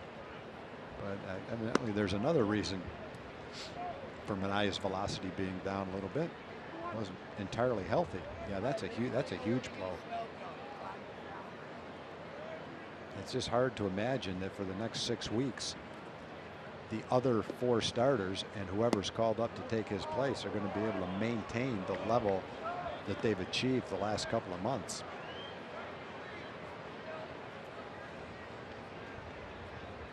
Pretty remarkable what they've done. We talked about that when we were in Oakland. They had the kind of staff that has pitchers in it that were available to anybody that had an interest in them before the season started. Some of them signed in spring training, late in spring training. There's a base hit into right field for Mazara. He will scramble for second base. He has a 2-out double. Well, the Rangers get that tying run to the plate in the 8th. So as far as the Oakland pitchers go, it's just, I think, unrealistic to think that they're going to maintain that same level over the next 6 weeks. Maybe they will, and for Oakland that would be great. But realistically, I'm not seeing it personally. You know, one of the crazy things about it, we talked about this earlier in the week when we were in Oakland, was that they are the only pitching staff in baseball with as few as one pitcher. They have one pitcher who's thrown 100 innings this year. Yeah. And that was Sean Manaea. Now he's hurt. I mean, you talk about cobbling it all together as we take a look at the Oakland Hills just across the water.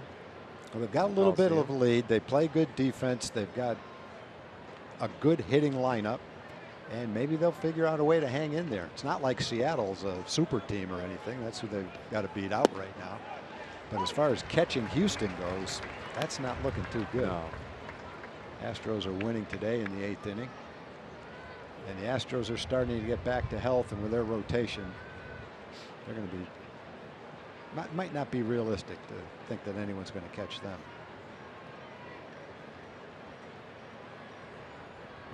Profar waiting on the 1-strike pitch. And now he's in a hole 0-2. Well, that's why they play 162. Yep. And not 132. You know, you play 132 games. Here we are. This would be the end of the year. And you can see where you have all these really compelling races and teams are as close as they are or whatever. Those last 30 games, boy, they can that's where, you know, depth and your rotation depth, maybe even in your bullpen and stuff, really rears its head. Well, that's one place where Oakland does have a really good advantage, is their bullpen is really good. They can go down to the 6th inning and find a closer for every inning.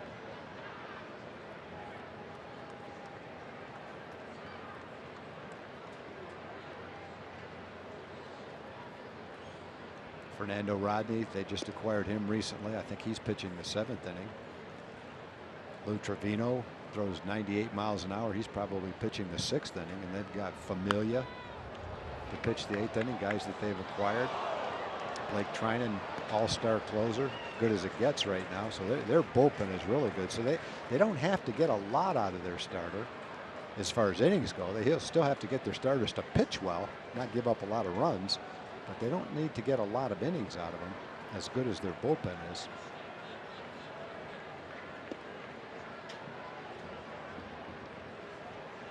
Well, here the Rangers have Mazara at second base, 8th inning, down by 2. And the 0-2 pitch.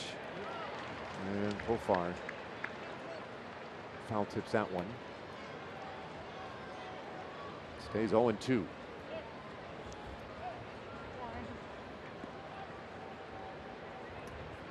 Jerkson's 0 for 3 this afternoon. There's not been a great road trip offensively for the Rangers, generally speaking. Well, we've highlighted what Odor has been able to do in this series. Profar's been the one guy maybe kind of consistent on this trip. 6 hits coming in, and he misses that one. It rolls away, but he doesn't run. And so now they'll make the easy lob to first, and the inning is done. That's a bummer. Bottom of the 8th coming now, and the Giants still lead by 2.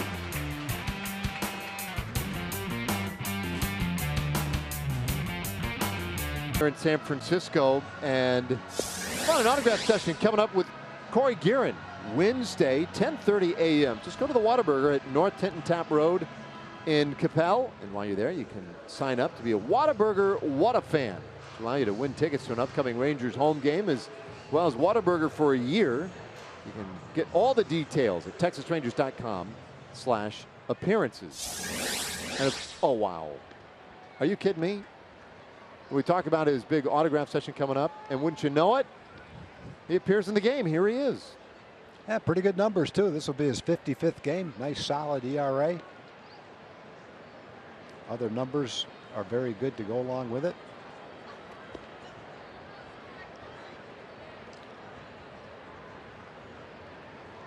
Well, he's got the top of the order to deal with here. McCutchen, who has walked on 2 occasions today, and he takes a strike. McCutchen also flied out back in the first inning.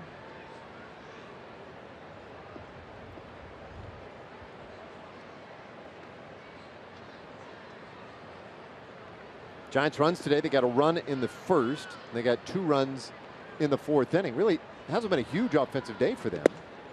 3 runs on 4 hits. But thus far, it has been enough. And that's sort of what they count on here. That they can hold the opposition down and score just enough to win.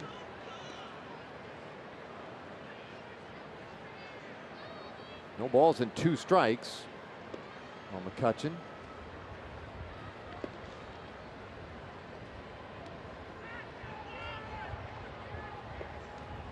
And Guerin gets him to chase strike 3. So a strikeout starts the 8th, 1 away.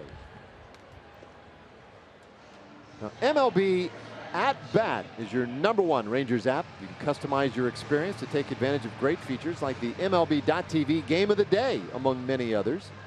Download MLB At Bat today.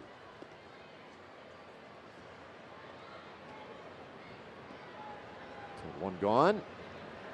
Here's Joe Panik. And he's hitless today. Last time up, in fact, grounded into a double play.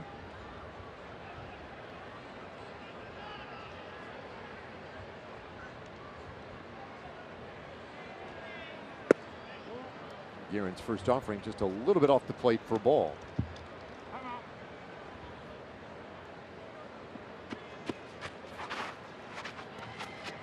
Guerin started the year with the Giants. Ended up joining the Rangers on July 9th. Acquired along with 2 other players for a player to be named later or some cash. That ball was really moving.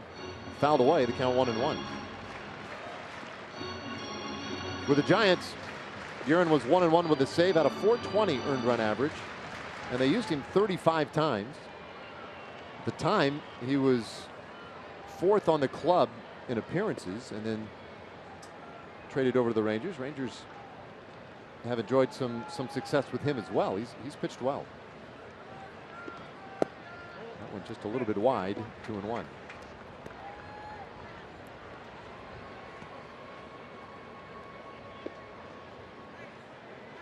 In fact, Guerin's numbers even a little better with the Rangers, a .275 ERA with Texas. This is 20th appearance in a Rangers uniform.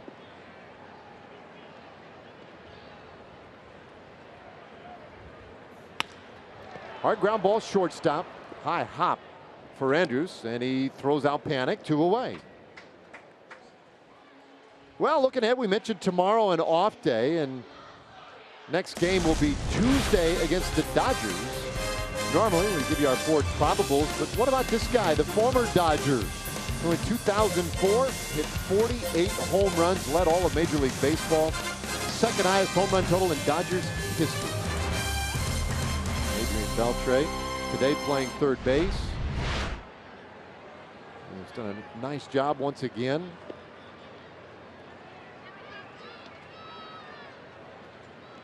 And his initial club, the club that signed him at a very young age out of the Dominican, the Dodgers, they will be in town Tuesday and Wednesday night. Just a quick two-gamer.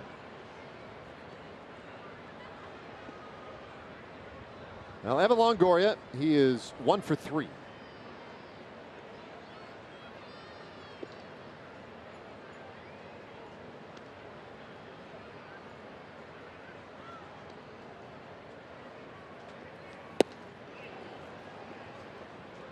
That pitch, such a tough pitch for a right-handed hitter. It just kind of keeps breaking. You might think as you start your swing you're going to have a shot at it, and then it just keeps on breaking farther and farther outside. That's what he got McCutchen on when he struck him out to lead this inning off.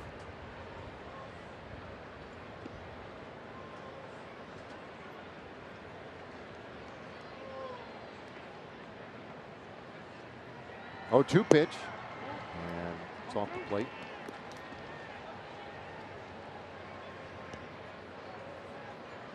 Guerin, he was a popular guy here.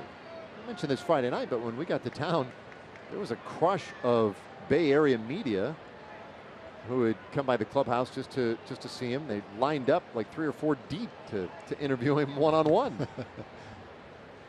Real good guy. 1-2 pitch. And that one fouled away. So all those media members had to line up and take their turn, and as we mentioned at the outset of the inning, you have a chance. Just go to that Whataburger and Capel, and you can meet him as well. Autograph signing at 10:30.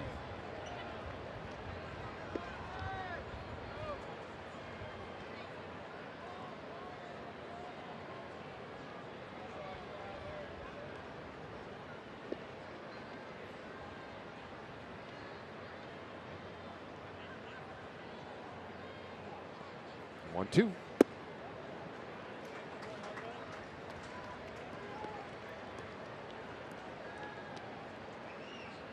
Guerin, notably, we I don't think anybody shies away from it. He takes a little bit of time between pitches.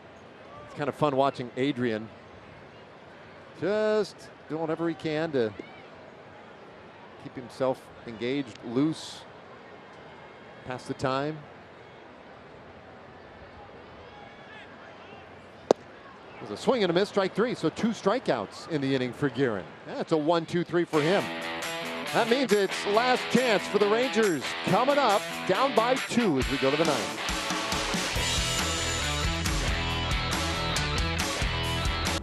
Low fares, no hidden fees. That's transparency. By Ford. Visit your local Texas Ford dealer during the Ford Summer Sales Event. Ford is the best in Texas. And by Shiner Light Blonde. It's light done right. Well, time running short on the Rangers. 3-1 the score as we go to the top of the 9th inning. On our 4th game summary today, we go back to the 4th inning with 2 outs and 2 men on. Steven Duggar, the 8th place hitter, got a pitch to hit, and he drove it out there just to the right of center field for a triple. Those 2 runs gave the Giants the lead, broke the tie. That's where we are now with those guys waiting, those Seagulls, for this game to end so they come get some garlic fries. So Tom, those Seagulls on the water, they sleeping? I don't think they don't really sleep during the day. I think they're a little more active during the day. They might be on the water, but I think they're just biding their time to get back into the stadium. I didn't have a chance yesterday to ask the ornithologist how the garlic might affect their, their insides. I'm not sure on that. If I'd known you were going to bring it up, I would have already had that answer for you. Well, they definitely seem attracted to. They don't seem to be the kind of creature that would care too much about what they eat. Agreed. They sure don't care whether it's clean or not. They're eating it right off the ground. Mark Melanson, who I understand does not enjoy the garlic French fries on here in the 9th inning. He might not enjoy this bomb that Joey's about to hit either. Ooh. Oh, that was the swing There it right was. there. 2-1. So Melanson in this 9th inning. Tony Watson got the final 2 outs of the 7th. Maranta a scoreless 8th inning, and now Melanson. Fouled away. It's 2-2.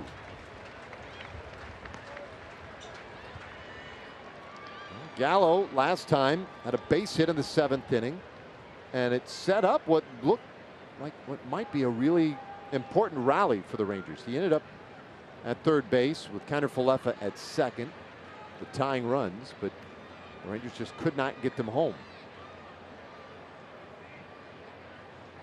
2-2, and he turns this one to the first base side. High hop for Belt. He'll go to the bag himself, one away. One thing we've seen on this road trip are good first basemen. Matt Olson for Oakland, one of the better defensive players. Brandon Belt, a terrific first baseman, and of course the Condor, Ronald Guzman for the Rangers, is terrific there too. All three of them are very adept at picking hops from the infielders out of the dirt. Olson, one of the best in Oakland for sure. Brandon Belt, saw a note on him. He's saved 10 runs, defensive runs. Not exactly sure how you compute that, but judging by how he ranks at that, he's good. He's very good at it. Yeah, it's been a good road trip, a fun road trip in that regard. Here is Chu pinch hitting for Kiner Falefa. Nice job by our graphics crew to get his nickname up there in Korean characters. Inside, 1-1. He was so excited about this. Talked to him this morning about it. And man, it really meant a lot to him that Major League Baseball was able to get his name on the uniform. 2-1. And his bat has a symbol for the Korean flag. I don't know if it's that one or not. Let's see. He showed me this morning. Come on, Chu. Now, is that his whole name, Shin-Soo Chu, or just Chu?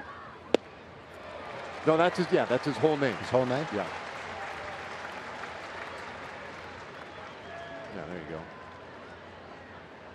How long do you think it would take you to learn how to write in Korean? Long time. Long time. And they had to make several attempts at it to get it right. This one out to center field, drops in, base hit. So Chu is on. And the Rangers get the potential tying run to the plate in the 9th inning. Well, that's what we had yesterday. We're going to have a pinch hitter right here who can hit the ball into McCovey Cove. Yeah, Chu got jammed just a little bit right there, but still muscled it into the outfield for a hit. So when you're down by 2, you want a chance, and the Rangers have a chance right here with the Ronald Guzman up. Looks like Drew Robinson's going to be on deck, so both those lefties have the power to get one up in the air and hit one out of here. One out. Melanson's first pitch, and that one bounced foul. Rangers' run came in the 3rd inning. Odor walked with 2 outs, and Andrews followed with the RBI double. That tied the game at 1. Well, you saw earlier this inning, you saw us review that big triple by Duggar in the 4th. The Giants' 3-1 lead.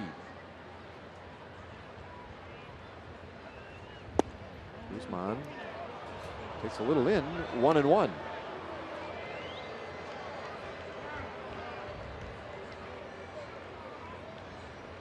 Ronald 1 for 4 as a pinch hitter this year.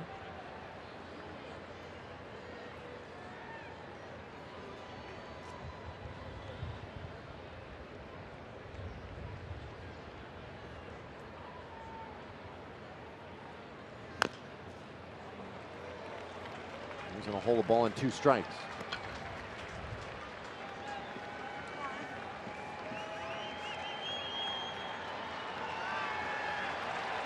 Well, they announced a crowd today, 39,260 here in San Francisco.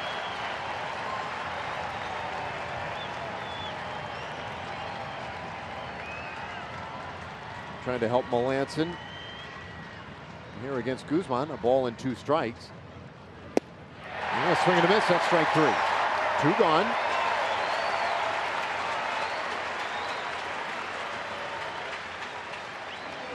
And Drew Robinson announced.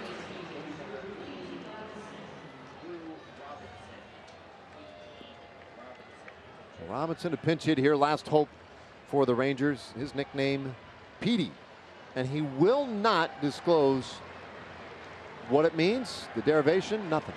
He refuses. You know, you would think if you were going to be that way about not wanting to explain it, you wouldn't want to have it in the first place. 2 out. Petey waits. Melanson's first pitch. That one strike.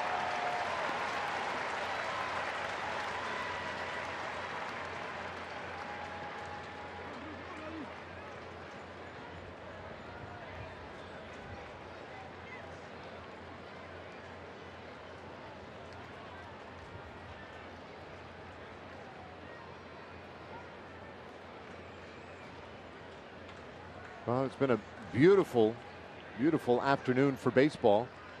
And we've seen some good pitching. Robinson, whoa, takes another one, strike 2. And that one just caught the outside corner. So everything away right now to Drew. And that'll get him up. Melanson looking for just his 3rd save of the year. Spent a lot of money to bring him in. And largely been injured. And a little bit of disappointment in that move for the Giants, but called upon as the closer today.